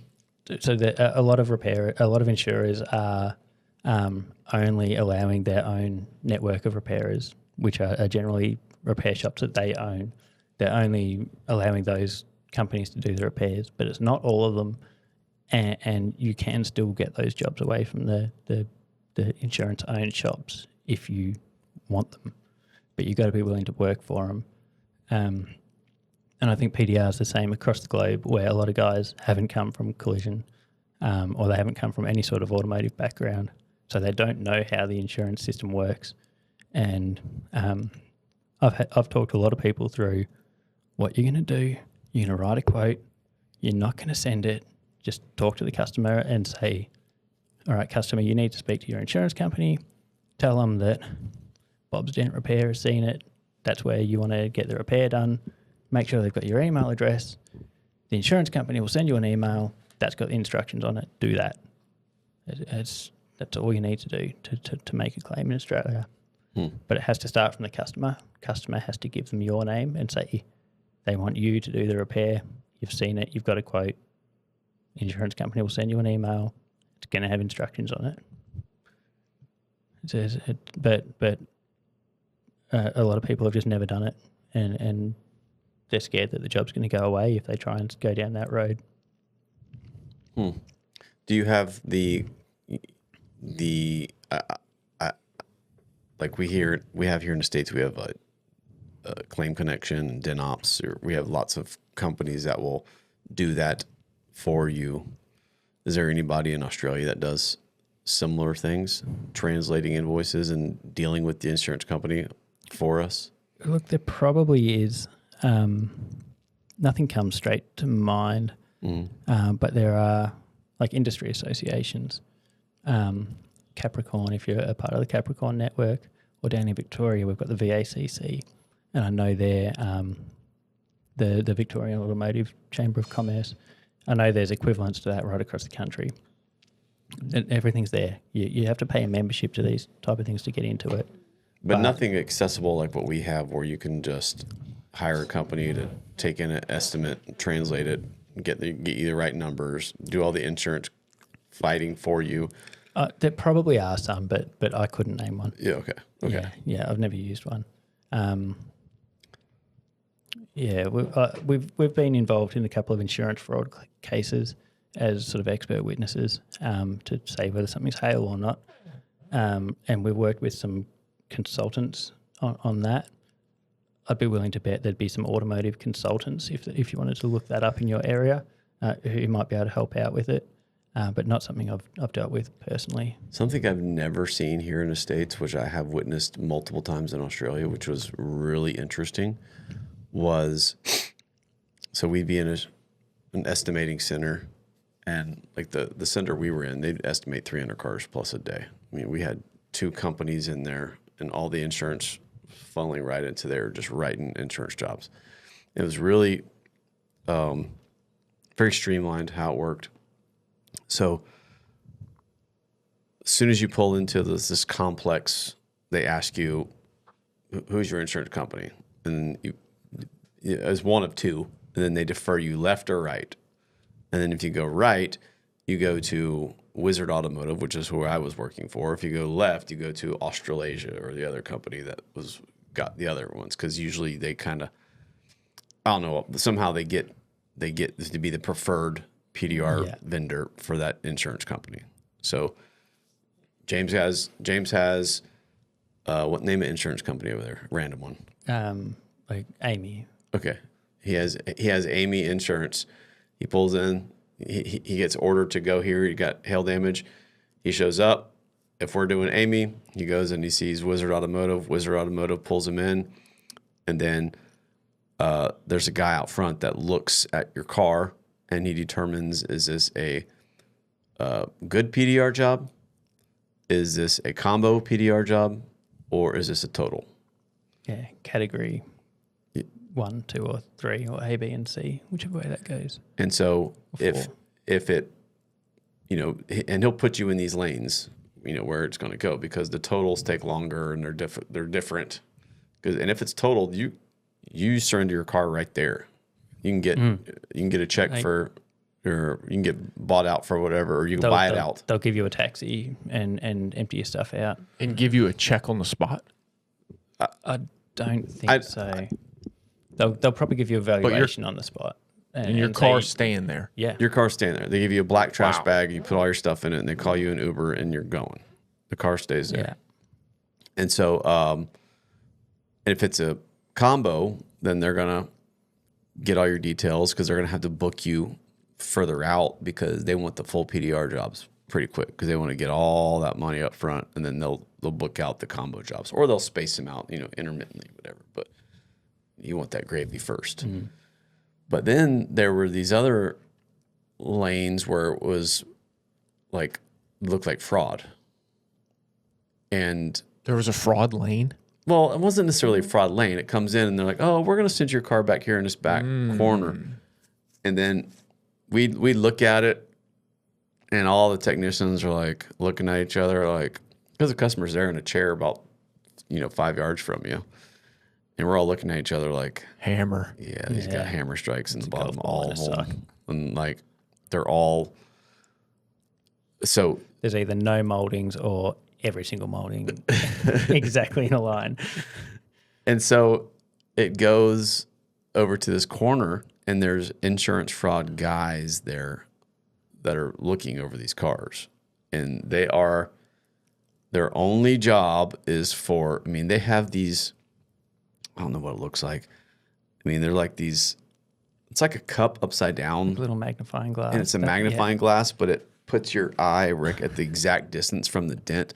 And they just go around this whole car looking at every dent, seeing if there's scratches in the bottom. Same scratch in the bottom, yeah. And then they can map it out, because I talked to these guys for a long time, because I was super curious. And there was this one guy who was like, yeah, man, you think you're hitting random, but even the most random strikes, there's a pattern. You can't avoid it. It's just built into your humanity that you're gonna create. You can't create random. You have to create a pattern, and they can find the pattern, and they can look at this car and identify. And most people who are going to create fraud, they're not thinking that They don't high understand. level. Yeah.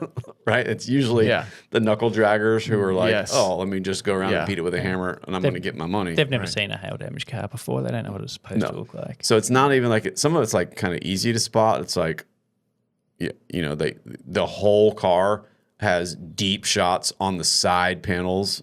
Cylinder hits instead of round. And like he said, there edge of the hammer. No moldings are hit or whatever. Like, and it was almost ridiculous when they start pointing it out. And so like, I was talking to these guys and I'm like, so how do you guys know? Like, and they're like, man, we've done it all. We experiment like all year with different ways to try to create hail damage.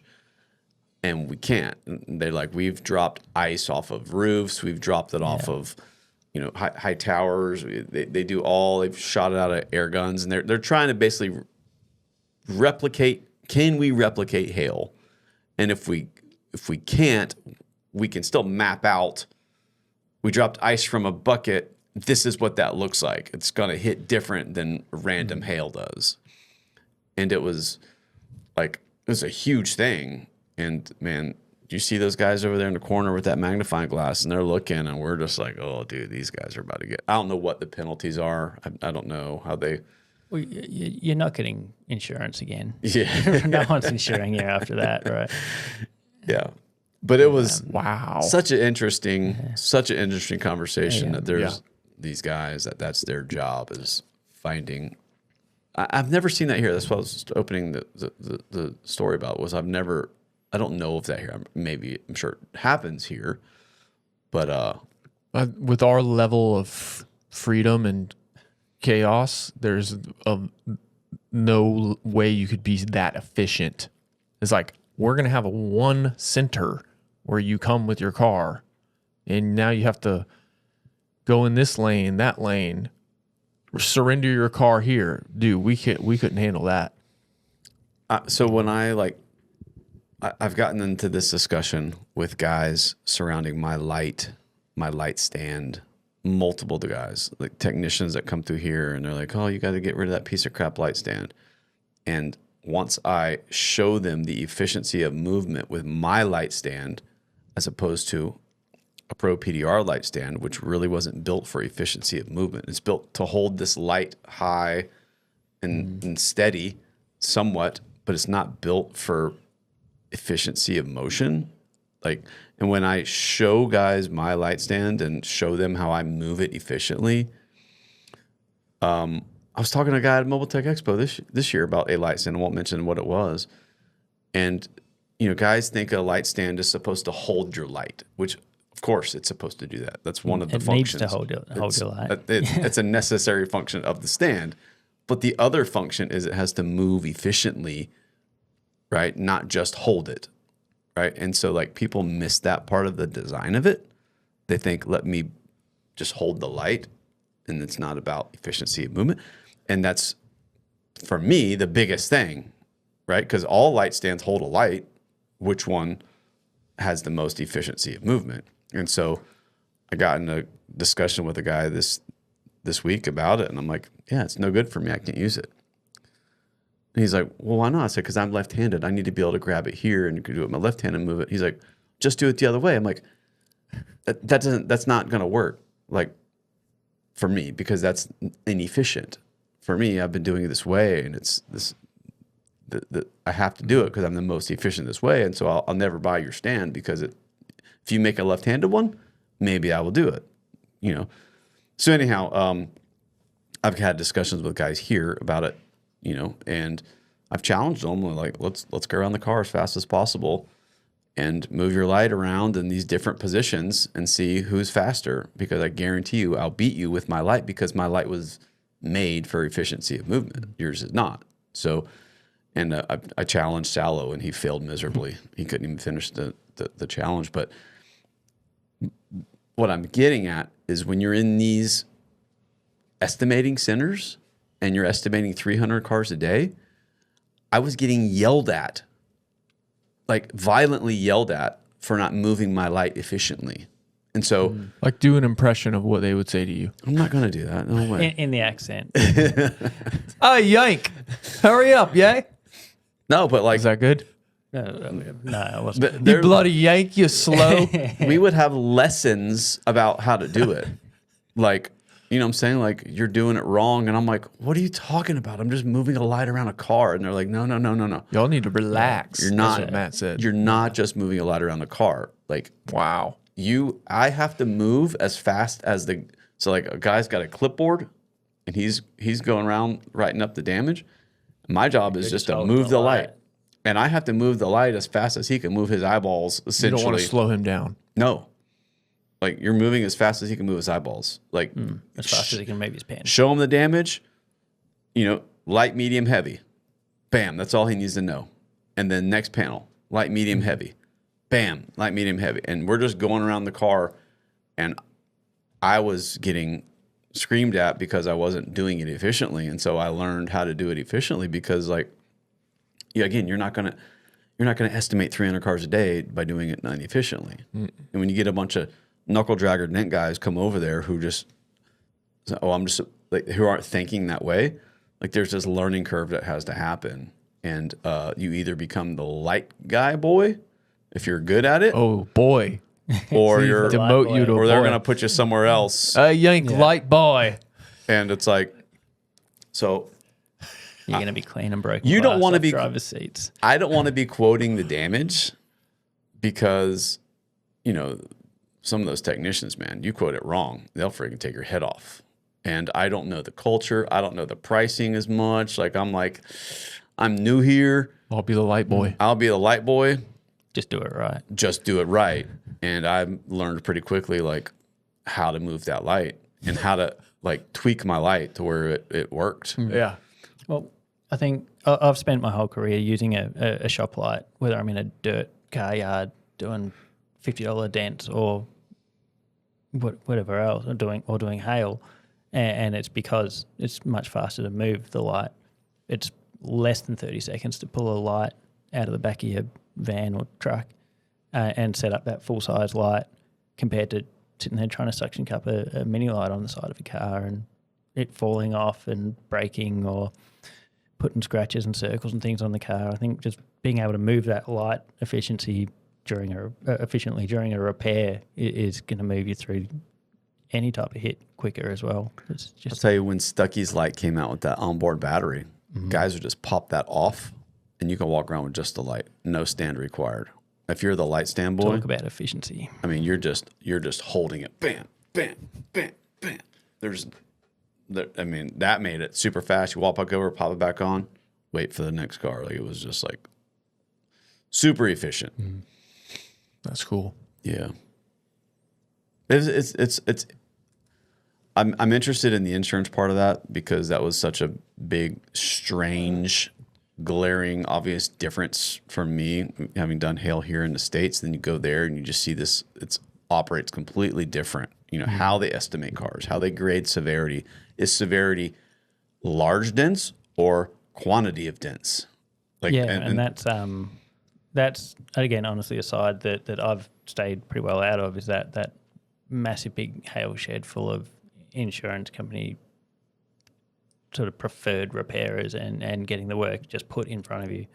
And I've always been of the sort of the mindset that if you just do a good job by yourself, insurance companies will still give you work and push that side of it and building the business based on I'm not going to disappear when there's hail.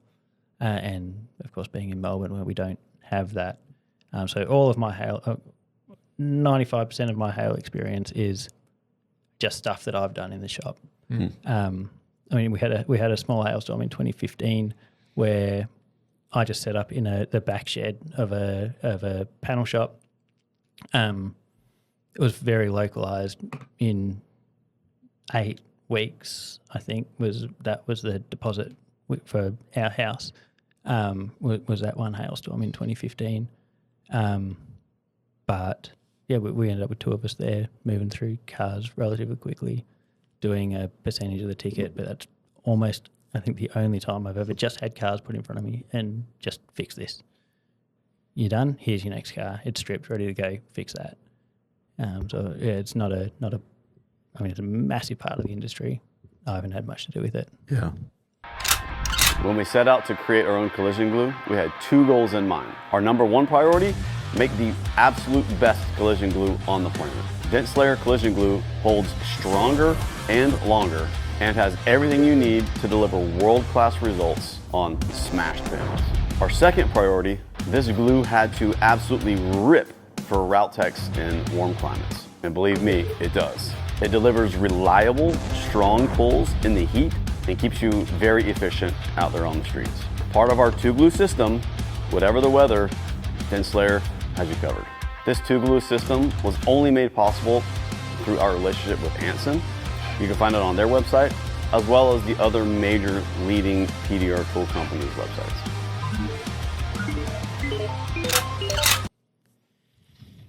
So we were all 3 at MTE this year. Any big takeaways with you guys? Me and Matt were mostly in the A1 booth at the front of it. I mean, it seemed great, busy, talked to so many people. My wife was there, and a lady wanted to take a picture with me, and Tony was like, trashed, like, who is this chick that's trying to take a picture with your husband? So all kinds of fun. The industry, right? That's so good. Yeah. One of my biggest takeaways from as far as like what I took out of the show was I got a medium-sized That one. KECO K-Power V2 Gen 2. That one's Matt's. It's got the stickers on. He's got the cool stickers on the other side. We'll keep it over that side. I've used it once this week since I got it. Huge upgrade from what I'm used to. It's nice, isn't it? I love that thing. The feet here facing the other way means you can get that smaller, much lighter. I mean, it's already the light version of the tension bar, right? Yeah. But it's going to cover basically an entire door from one end to the other in that smaller footprint. But yeah, the big upgrades there are the serviceability of it, right? Where we've got changeable parts on it. So if you do manage to drop that and it lands thread first onto the concrete, you can now just change that thread instead of having to turn around and buy an entire new unit. It's really tough to warranty stuff that's been smashed against the concrete. The KECO warranties are very, very good, and a lot of it is lifetime. But I mean, it hurts to send out a brand new tool when someone's just smashed it into concrete and says it's broken for some reason. We got this. This is the mid-range, and I guess it's called the mid-range, right? Yeah. And this one fit my needs a little better. We have 2 more of the smaller ones. What are those called? Just the K-Power. Juniors. K-Power Junior. Juniors, So little ones. we have 2 or 3 of those, and those we use a lot. I would say this has a little bit more range of usability, Much. but it doesn't. It's not excessively large, Exactly. Yeah. right? Like so, it's a good fit. I don't want to say it's better than the K-Power Junior. It really just depends on what you're doing. So for me, and for the kind of damage we do here, I would say I'll probably grab this one more often because I don't have to worry about my span of the area that I'm trying to open. Yeah. So the K-Power and the Junior, obviously, they were, when they were first released, we weren't using the tab straps or straps weren't such a big deal. So we were using that full length of the glue tab. In that shorter size K-Power, you could fit quite a large piece of damage in between those feet.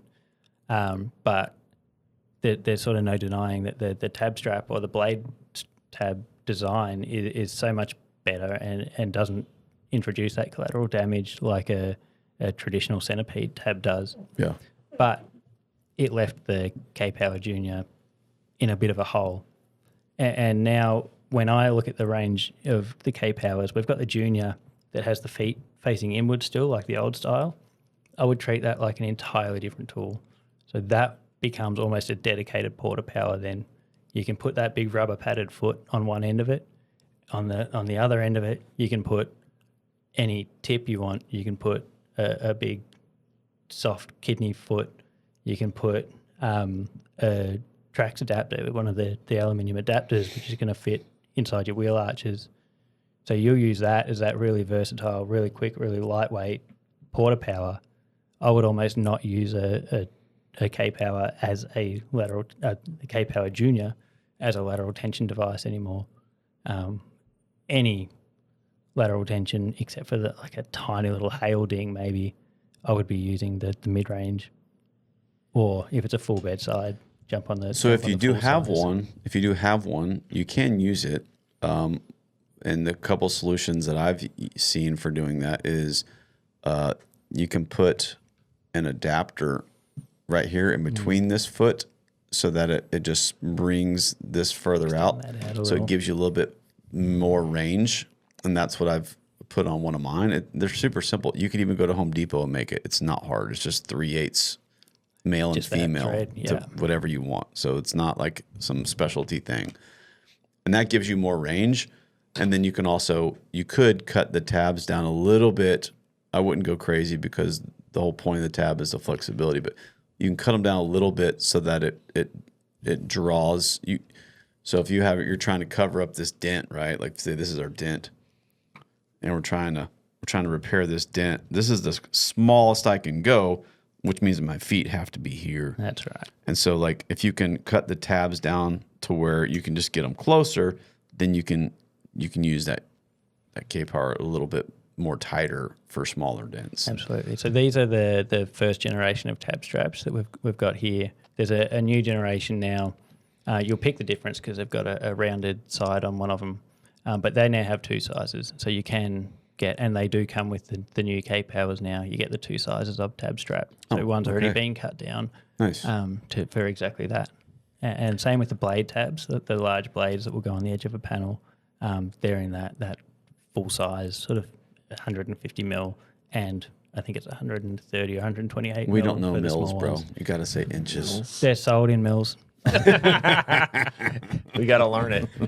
Yeah, on the KECO website, they're in mils. I can do the inches conversions on some stuff, but 5 or 6 inch maybe. Yeah. That's a guess. So Matt, do you have I haven't got the things that would grab The blades. Keith's straps with the. The adapter. Yeah. So that's Do you have that? Yeah, I can show you. It would be essentially the same thing that holds onto the blades. Mm-hmm. Exactly the same. Yeah, it just hooks. Looks like a U-bolt that hooks on here. Like a square U-bolt.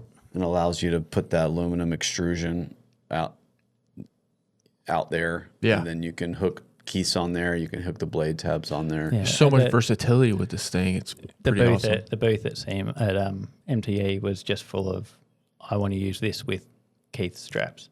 Yeah. How do I make that happen?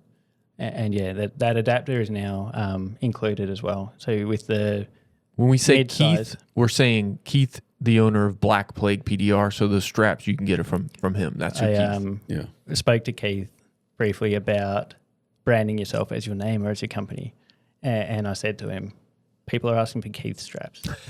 I'm sorry, but no one's asking, or no one's talking about the Black Plague straps. People are talking about Keith straps. But yeah, one of those adapters is provided with the mid-range now as well. They used to be an optional extra, and with the full-size K-Power, you get 2 of those adapters, I believe.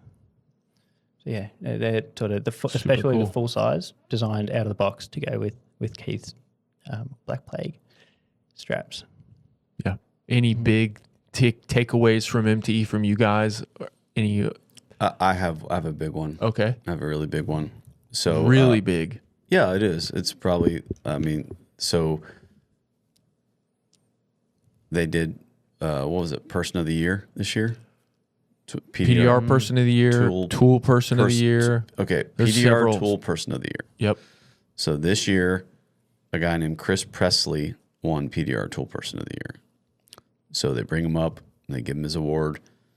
And I heard some crickets chirping in the background because I don't think people know who Chris Presley is. So I think hindsight, and this isn't a dig on anybody, but hindsight, I think there should have been a little bit more explanation about who this man is who received this award. Because if you're just a random person walking around MTE and you hear Chris Presley, you don't know who he is. Do you know who he is? No, not until last week. Okay. So just a little history on Chris Presley. Chris Presley started making tools in 1998. Jerry Blim hired him to make tools. So he started working for Blim Tools. At some point, he started helping make the machines or the apparatus that bend our tools. Then A1, Jerry Blim sells, because it was A1 tool at the time. So Jerry Blim sells it to John and Maria, and they own A1 Tools. And then later on, Blim Tool started again as Blim Tools. But Chris Presley started with Blim and morphed into A1 and has been been the head tool builder since 1998. Now, if you can just look through the lineage of what tools A1 makes, every Dent Slayer tool is made by A1. Every Dent Reaper tool is made by A1. Every Excalibur tool is made by A1. Most of the Ensign tools are made from A1. A lot of the KECO tools are made from A1. So all of these tool companies are having their tools made by this man, Chris Presley. So we did a short video, and I would encourage you to do it, not for the sake of my views on my video, but for the sake of like understanding who this guy is. There's a video on YouTube called How PDR Tools Are Made. And we did it. We went to A1 and we wanted to do like a beginning to end start of how a tool is made.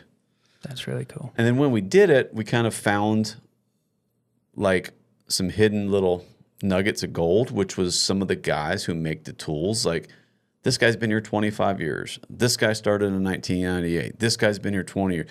And you start like, oh my gosh, man. Like, they're not just a tool business. I mean, they are, of course, but like, there's a legacy there.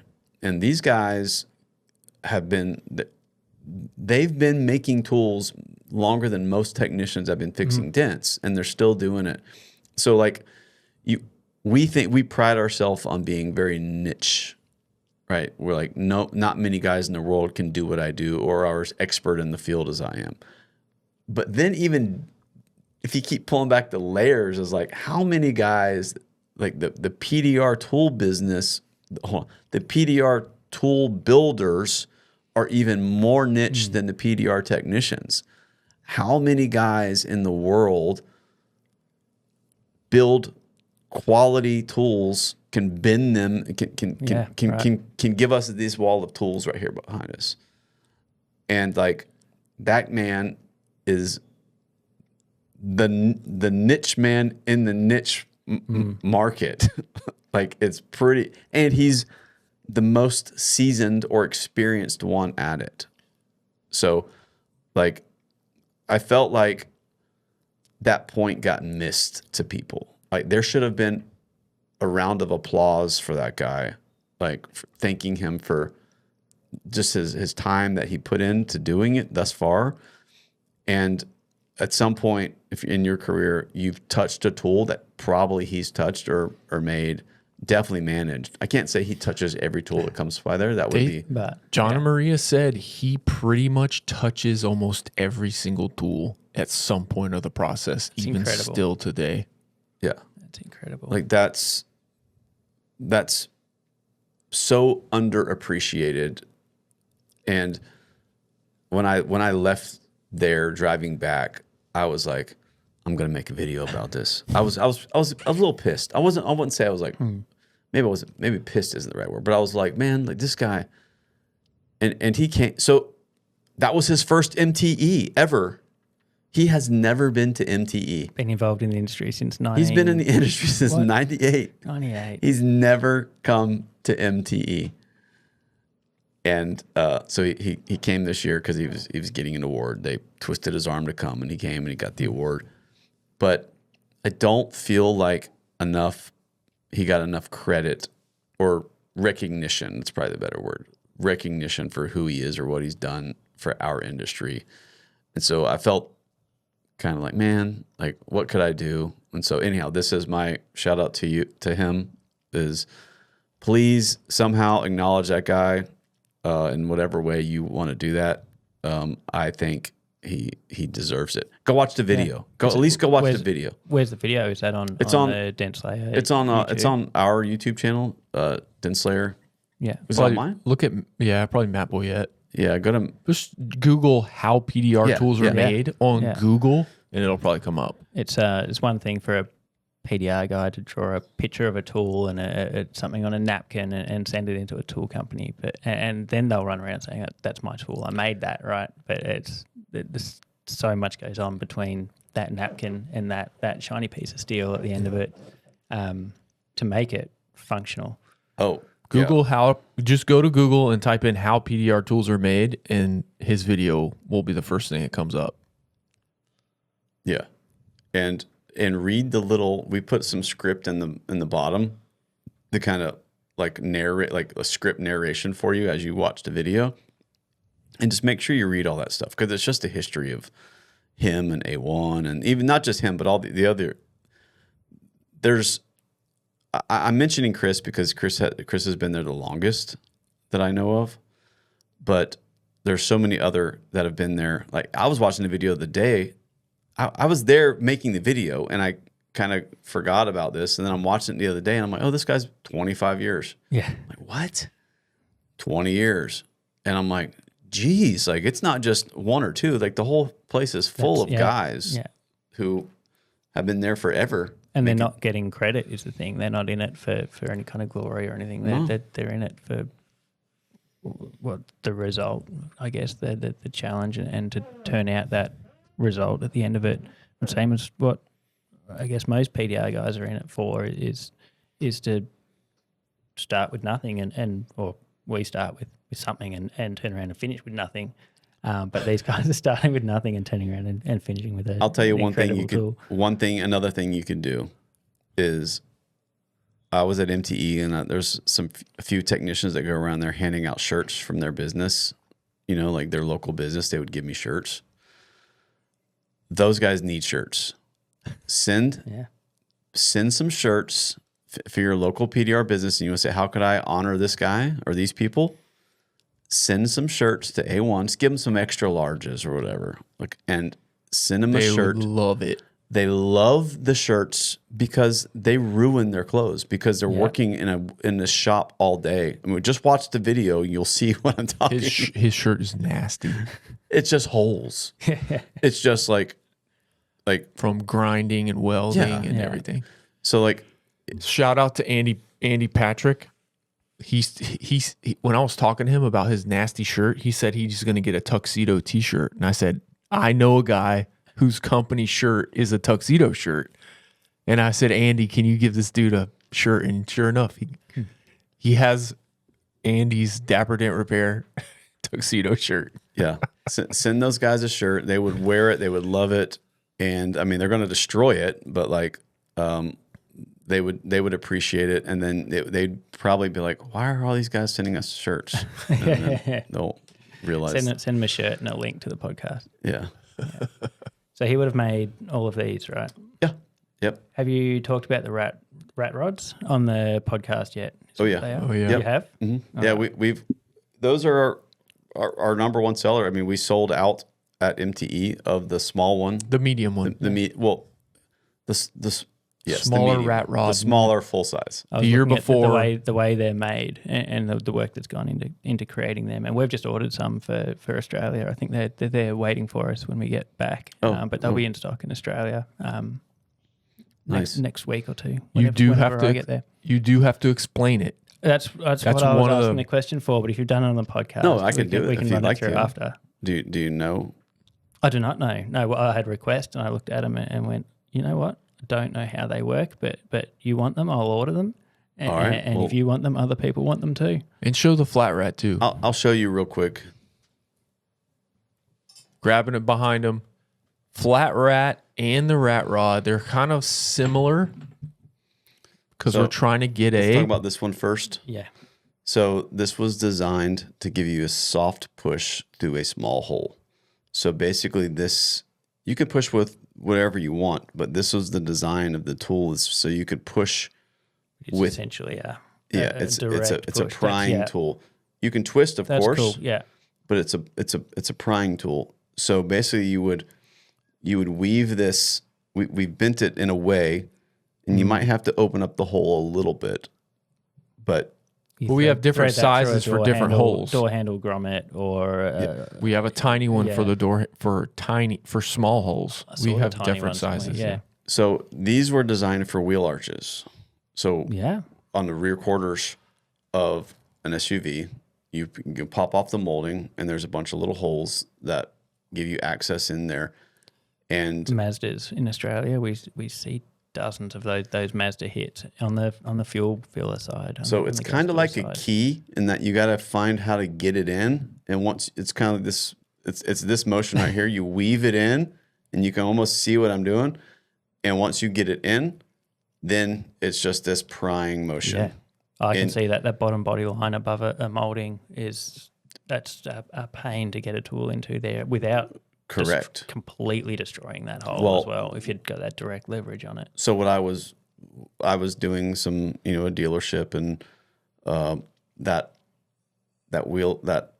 quarter panel body line would always get hit, and usually it's kind of a crease right through the body line. And then I'm sitting there scratching my head like, what tool am I going to use to get this without, taking a Palisade taillight out isn't the funnest thing. And so I'm like, how am I going to get to this pretty effectively? Well, I can pop the wheel molding off. Okay, cool. I got holes. What do I have to go in this hole? And then I would just grab my Dentcraft black ones because they are strong enough, and choice. they were bent to get to it. The problem is that tip isn't made to push like that. And that's, usually the wrong, that's the wrong tool tip to push a deep dent in a body line. But if that's all that gets there, it's all that gets there, right? You're stuck with it. And so I would say that same thing to myself, and I end up lifting up this body line and usually pricking it up or making something, and then you get it looking good enough and move down the road. And I'm like, man, how do I get a soft push through a small hole? Like, I need to push this soft through a small hole. And I went through all kinds of iterations of different tip options, which I still might do later down the road, like some removable tips for 1/4 inch tools that keep it a 1/4 inch. So I went through all kinds of like drawings in my drawing book of like how to do this. And I'm like, there's a simpler way. And I'm like, okay, well, most tools push really good on the elbow or the heel of the tool. Like, generally speaking, if you can get the heel of the tool there, it's a good soft push. And I'm like, okay, well, that works. Well, I'll just not make the tip where I think it should be. I'll make the tip somewhere else, and I'll engineer an elbow where I want the tip to be, or the heel. And so that's where this came from. And so we just have a heel where the tip should be, and all you gotta do is get it in there. So this is the larger one. I see it. I see it. I'm gonna have it. This is the bigger one. We have a 1/4 inch one, which is probably, that's the more popular one. It's the one we sold out of like every MTE. And these are bendable. You can bend it slightly to kind of get how you need it. If you need to tuck that down or whatever. So that's where that came from, was getting a soft push through a small hole. And so then kind of the evolution of that was this, which is the flat rat. So if this is a rat rod, then this is just a flat version of that. A little bit different shape, but same concept, is that you thread just that into a hole. thread this through a hole, and you can get in there and you can twist and lift with this heel, and then flip it to fine tune. But you can also do some more prying with this, like that. Yeah, a bit more direct. Yeah. Direct pushing, and then you can still flip it over. And This is bendable, and we started making all these on the new small micro hubs for the micro Tequila micro hub. the micro tequila hub. I keep forgetting that name of that thing. I'm sorry, but so we made all of our tools compatible with those hubs and that handle, so you can orient your handle where you want. But yeah, it's just a soft push through a small hole. And once you so we make one more size that's smaller than this, which is like I think it's an 1/8. It's really Like small. a bigger one. No, it's small. What do you mean Of bigger? the flat rat? There's a bigger one. Oh yeah, no. Oh yeah, there's a longer one of the Yeah. flat rat. But I'm saying of the rat rod, Yeah. we make the Mighty Mouse, which is like an 1/8 Really inch. small. And so Yeah. it goes in like weather strip holes. So you can pop out weather stripping and get a soft push through a small hole. The other day we had a car come in a Jeep Grand Cherokee, and it was right on the rear door, right all the way underneath the door handle, right where the wheel arch cuts through Yeah. it. And the dent was right in it. And I'm looking at this thinking, how am I going to get to this dent through the window? I think it was laminate glass, tight belt moldings. And I'm like, I don't want to do that. I don't want to do that. And I pop it down. Pull the trim off and come working towards yourself and end up on a funny angle. And, I didn't want to do any of that. Right. And so, and this guy was a waiter. He was waiting for the dent. And I'm like, Mighty Mouse. I popped that thing off, stuck that Mighty Mouse in there, and just, I had a guy training here with me, and he watched me do it, and it just took a hard dent or difficult location dent, and just rolled that thing out in no time and sent the guy. And so, yeah, soft push through small hole. But those guys made all these, and this was hard to make. I had to kind of collaborate with Chris on how to do it, just how to, because they have to, they're bound by what their machines can do. And so some of the machines they have to custom make to be able to do these things. Like there's nowhere you go buy these apparatus to bend these things. I mean, some stuff would be off the shelf. A lot of it is custom made. Like that tool bender that's in that video is 30 years old, or it's built in 98. Like from the original people. So like all these things are just custom made to even make our tools. And then when you have something like this, sometimes Just push the limits a little bit, right? yeah. Yeah. Give him a challenge. Wouldn't want him to get bored at his job after all these years. We keep him on his toes. I got some more I want to make that we're gonna keep him on his toes even more. That's the way. So that was my takeaway, was honoring that dude, Chris Presley. Yeah, that was really cool. Phil, anything Yeah. I mean, prominent? yeah, well, I was in the KECO booth, and of course we had the Generation 2 K-Powers in the full range, and then we had the Boss blending tips, which are a really cool set or individual sizes in those blending tips. They're a very, very flat profile. They're not dead flat. There's a dome to them. But if you are working even at quite a sharp high with those, it will just contact that high, and you can bring that down. And the finish is really, really like mirror polished. They said the first batch off the line had a little machining mark right in the center, and each one got hand smooth and hand polished. And because they're a mirror finish, you can look at the reflection and hold it up to the light and see that reflection. See, it's just dead smooth across it.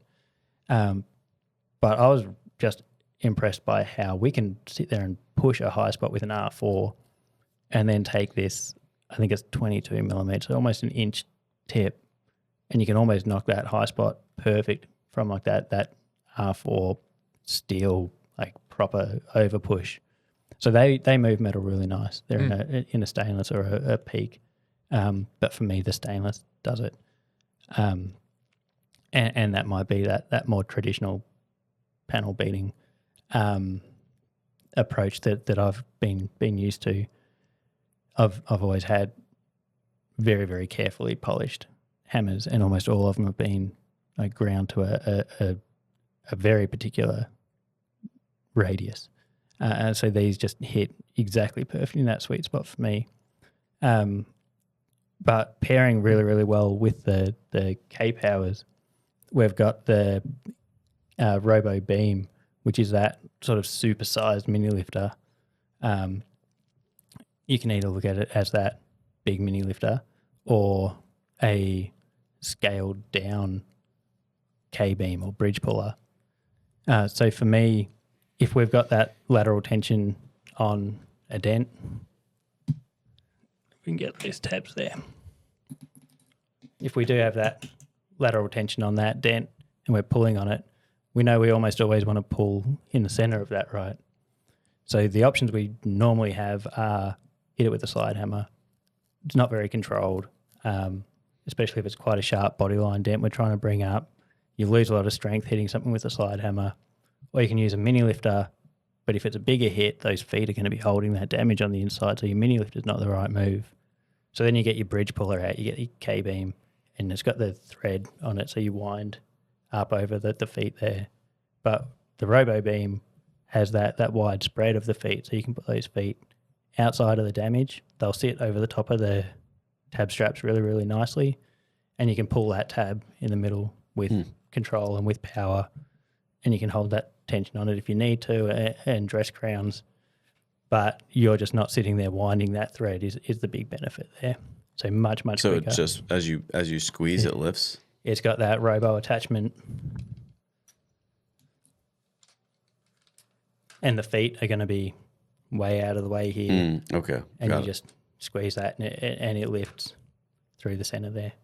So it's just a mini lifter with super wide feet. Super wide feet. So another example would be if we're doing a hail car. Whoops, which way do we go there? And we've got all these tabs all in really tight together. You can't then come in and pull those because your feet are going to be in the way for all those other tabs. Yeah. Doing it this way, you've got your feet way out of the way. The puller attachment's going to move independently of the feet. So if you've got a good foot mount, you can just slide the puller rather than move the whole apparatus around, and you can pull each one of those, again, really quickly, but with control, so you're not stuck with a slide hammer in that really tight sort of hail environment. So there's going to be a number of ways you can use that. And I think it fills a really, now that you see it, a very obvious hole in the market where there's nothing that performs quite like that does. But yeah, I've seen the drawings of it for quite some time, and I knew that it was coming for quite some time. This is my first time getting to see it, and I can't wait. I reckon it's just going to be one of those daily. So it's not for sale yet? It is for sale right now. Oh. But we haven't had them shipped to Australia yet. So they'll be shipping down to Australia. We've taken pre-orders on them and done a bit of a secret pre-order for anyone who subscribes to our newsletter.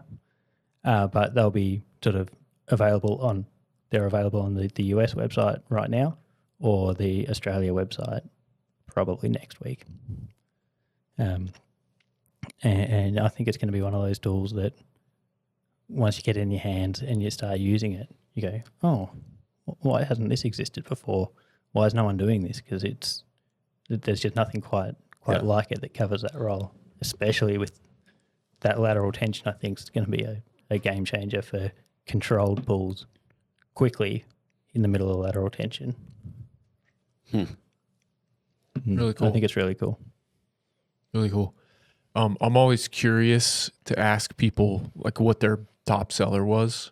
Do you know, like, was there anything y'all sold out of the fastest, or anything you noticed getting sold? Yep. Yeah. If there's one thing people walk up to the booth and say, it's, I want the Gen 2 K Power. Yep. I hear there's a new size. I want to pull Keith's straps with it. That's great. Wow.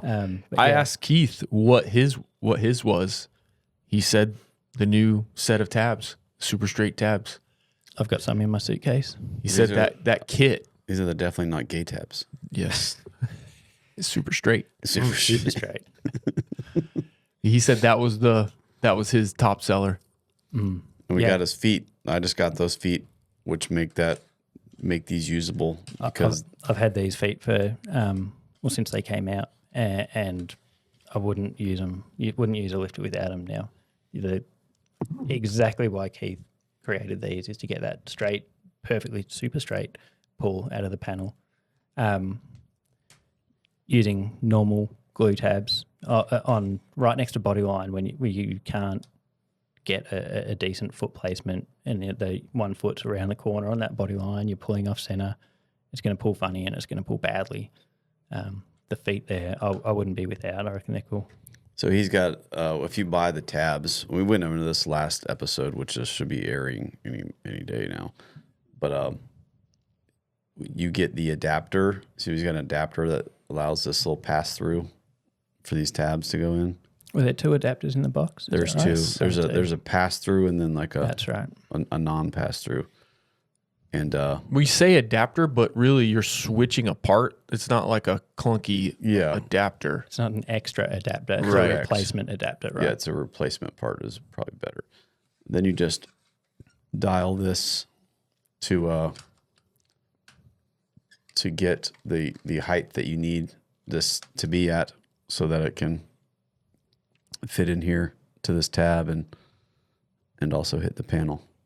So it's pretty cool. I just got them. I just put them on. This is the first time I put a glue tab in it, actually. I love the theory behind why they exist and the tongue-in-cheek. People are just pulling tabs wrong, so I'm going to make it impossible for them to pull it wrong. Perfect. They're just going to pull more consistently, right? If it's going to center itself perfectly in the adapter every time. Yeah. I will say you can still pull them wrong, meaning like if you're using a slide hammer on this, which it comes with, you can put that in a slide hammer with an adapter it'll adapt in a slide hammer, and you can pull that, and you can pull it incorrectly and break these tabs. They're not indestructible tabs, but there's an intent behind it with the mini lifter and the pull, and so just play with it. Just get the feet and try it, and you'll see they pull strong. I can tell you that. Like it will reverse a dent for sure. From what we've done here in the shop, we just got them 2 weeks ago. Yeah. So I haven't even used mine yet. I'm excited to. Yeah. So Keith was here the week before MTE, and we recorded the episode that you would think is out now that hopefully you've already watched, and then Phil is here the week after MTE, and yeah. So I've got a bit of a theory around glue pulling and doing it every day and doing it correctly every day while we're training is where I know that if you follow the process and put that tab on there properly, it's going to be stuck well enough to fix what you need it to fix. We've got enough power. What we need in the glue pulling world now is more control. And I think this gives you control over that direction very, very well. Just make sure we are pulling exactly perfectly.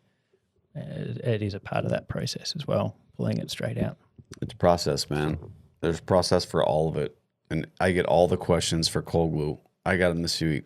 Why is the hammer not working? No, the hammer works. The AR9 or the AR20, 30, 40, all the new ARs we have. I can't get mine to work. Well, what do you mean? The slide hammer works perfectly. Yeah, but the glue won't stick. Okay, well, that's not the hammer. That's the glue. Yeah. It's not even the glue. It's you're probably doing it wrong. Right. Like, there's a process. Yes. So you can't just caveman walk up and stick it and expect it to stick. It's just not going to work. The car, there's lots of little things. We can go into that later, but there's a process to get the glue to stick. It's not the hammer and it's not the glue. I don't know if your customer service is any better than mine, but at that, no, you're doing it wrong. Yeah. I guarantee you the glue you've got is fine. It sticks fine. You're just messing that up. Stop messing it up and it'll be fine. That's customer service in Australia. You could roll the dice and realistically get any cold glue on the market and get decent results out of it, but you've got to do the process right to do it. Just like you go hot glue. Hot glue, you can get pretty decent results from hot glue. You can go to Walmart and get hot glue and get decent results. But you can't ignore the process for any of it or you're going to get no results unless you just roll the dice and are lucky somehow because they were. But there's process with all of it. Process with hot glue, process with cold glue, process with GPR, process with PDR. And that's the cool thing about where we're at now is where we know that there's process. It's not just rolling the dice and hoping that something works. It's like we can look at it, we can look back and understand and have science that proves some of these things that are our process. I'm all about that. Is we've always called it an art, but there's science under there, and we can dissect that art right down to this is the process that you follow, and it will work every single time if you follow the process. But a lot of the stuff we don't know what that process is yet. We're working on it. Right? We're a very young industry. Yep. Yeah, it's cool to be a part of it at this time, right? It's come a long, long way. Sure has. Phil, is there anything that we didn't talk about that you wanted to talk about? No, nothing comes to mind. Well, We're probably pretty support. good. I got one last question for you. Okay. What is your biggest takeaway from the U.S.? Like just a kind of a face value, like is this your first time in the U.S.? No, I've been to. Remember he was at SEMA. 3 SEMAs. Oh, yeah. Yeah, handful of SEMA. Been to Vegas a lot. We met- I all met of Phil at America's like SEMA. Vegas, right? I'm sorry. Okay, let's Yeah. just pretend Yeah. it's your first time. What is like your first? What is the biggest takeaway you would say from the U.S. that like? The people have been incredible. Anywhere you go, standing in line at the bar, someone wants to turn around and have a chat. If you're Okay, one positive and one negative. I want your biggest negative about the U.S. The people are curious or like I mean, everyone accepting? loves it. Wherever we go in the world, people love Aussies, so they want to have a chat. We do. But if Yeah, you're standing we in do. line Yeah. in Australia, no one talks to each other. Huh. No, you'll stand there and whisper to whoever you're standing next to. Aussies have an attractive accent for sure. I think it's the best English accent. Yeah. I don't know, just What do you think? Because we asked if like Aussie girls are attracted to guys with accent or vice versa. You know, if Aussie guys are attracted to girls with American accents versus American guys. Is it? No. No. There might be a European accent or something that. An Australian accent is attractive. Yeah. For Yeah. a woman that talks like that. Yeah, There's we something get that a attractive lot. about that. Yeah. You bump like 2 points automatically. But there's nothing there for the American accent. No, sorry. All we watch is American TV. It's just what we listen to it all day. Mm-hmm. Yeah, it's just we don't pick it. It's just sounds normal enough, right? It's been normalized. Yeah. Yeah, until you maybe come to Australia and then you stand out in the crowd. But we adjust to it pretty quick. So the people was the positive? Been incredible. And this is my first MTE. And What? Yeah, right. Again, I've just always stuck in my corner and done my own thing and fixed the cars that show up. This is the time where I look at, hey, maybe I'm running out of useful years here. Maybe I should probably share something. I feel like I've got a bit to give. Let's maybe put that out there. So, yeah, come to MTE and meet the people I've talked to a lot. So the PDR culture, right? That bigger scale PDR culture. It's just an incredible good. industry to be a part of, isn't it? Yeah. And reading all the posts after MTE saying exactly that. There's a bunch of people who put it better than I could around the way people all get around each other and support each other. And not many industries have the type of passion that we do. Yeah. That's true. Yeah. What was the negative? The weather. It's cold here. It has been. Ridiculous. It has been. cold. It's been ridiculous. Yeah. I'm sure people were disappointed all around the country who came to Orlando and just got greeted with So cold. record cold for Record. Orlando. Ridiculous. Sorry It's about been that. cold. Yeah, do better Yeah. next time, would you? We know it was politically engineered weather. Like we Isn't don't it? know. It's They don't Yeah. like us. Yeah, they heard PDR guys were coming and we'll turn them away next year. It was colder in Tampa than it was in Anchorage one of those days. It was 35 in Tampa and 45 in Anchorage. It makes no sense. It doesn't make any sense. We also should say thank you to everybody who came by the booth and got one of our Support Your Local Dent Slayer key tags to support Paul Corden. And his daughter came by and was so grateful for y'all's generosity. Who was the other guy that came by? Tim Corden, his brother. But and then the guy with the van. Dan Ontrop. That's right. Yeah. He came by. These are all his friends and coworkers and business partners, and everyone was trying to do their own little part. I mean, there's lots of raffles that happened for tools that companies were giving away. Very generous. Bracelets. We did a keychain, so we made these custom keychains. It said support your local Dent Slayer, and it was a $20 minimum donation. All of it goes to Paul. So we sold. People were giving 100, 200. Yeah. Very generous. We sold quite a few of those. So That's cool. Yeah, it was really good. Yeah, I want to say we raised about $2,000. Oh, nice. With those. So thank y'all for doing that. Yeah. We just set the ball on the tee and then y'all hit the thing. Yeah. That's and we pretty see good. that time and time again, don't we? Anytime a member of the community falls over, right? Yeah. Everyone rallies around, pick them back up. We try. Yeah, rally around. Yeah.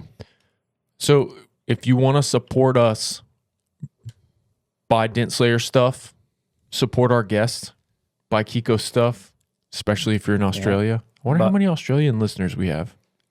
A few? I'm sure you've at least got one. You've got the data somewhere, I'm sure. But Yeah. I mean, we're stocking more and more Dent Slayer stuff. Nice. It's nice. Just Nice. in case we do have Australian listeners, the KECO Australia, which used to be Smart PDR Tools Australia, not everyone knows that they were the same company.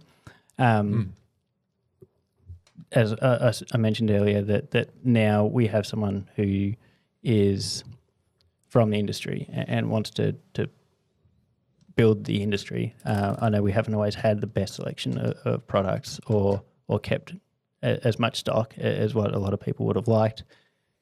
I've been a customer for a long time. I understand exactly that. That was my thoughts for a long time, that's the type of company this is. We can do something about it now. We're able to make the change. And getting a bunch more stuff from A1, getting some Dent Slayer stuff. Your AR9 Dent Slayer has been selling like mad. And the new ones you had at the booth, didn't even mention them, but I've got one of those in my suitcase too, and I know a bunch of guys are keen to look at it. What color did you get? At the black. Nice. So we talked about them here with Keith last episode. Yeah, good. Yeah. Yeah. Pretty in depth. Yeah. But man, we've got some really strong pulls with those miniature ones. I don't think it takes a lot of weight, does it? It doesn't. No, if you do it, not if you're doing the process. The process, right? Not if you're doing the process. So support our guests, buy their stuff, support our sponsors, buy Black Plague stuff, buy Keith's new tabs, his straps, everything he makes. Go to MTE, go to PDR Expo. That'll be the next thing in Vegas in September. And use Mobile Tech RX. Matt, you got anything else? No, just thank you guys, and make sure you send your shirts to Chris Presley at A1 Tool. That's good. Yeah. Phil, any last thoughts? No, thank you guys for having me. It's been a good couple of hours. How many hours was it? 3 hours and 47 minutes. That's not bad. Wow. It's a standard run, isn't it? Yep. Yeah. Thank you guys. It's been great. Thanks for coming all the way from Australia just for our podcast. It was just, it's a long flight. It's going to be a long flight back tonight. Yeah. It's been cool. Appreciate you, man. Thank you so Yes. much. Thank you. Thank you. All right. See y'all next time. Next time. The Dent Slayer, Matt Boyette. Thank you so much for being here. She's smooth, boy.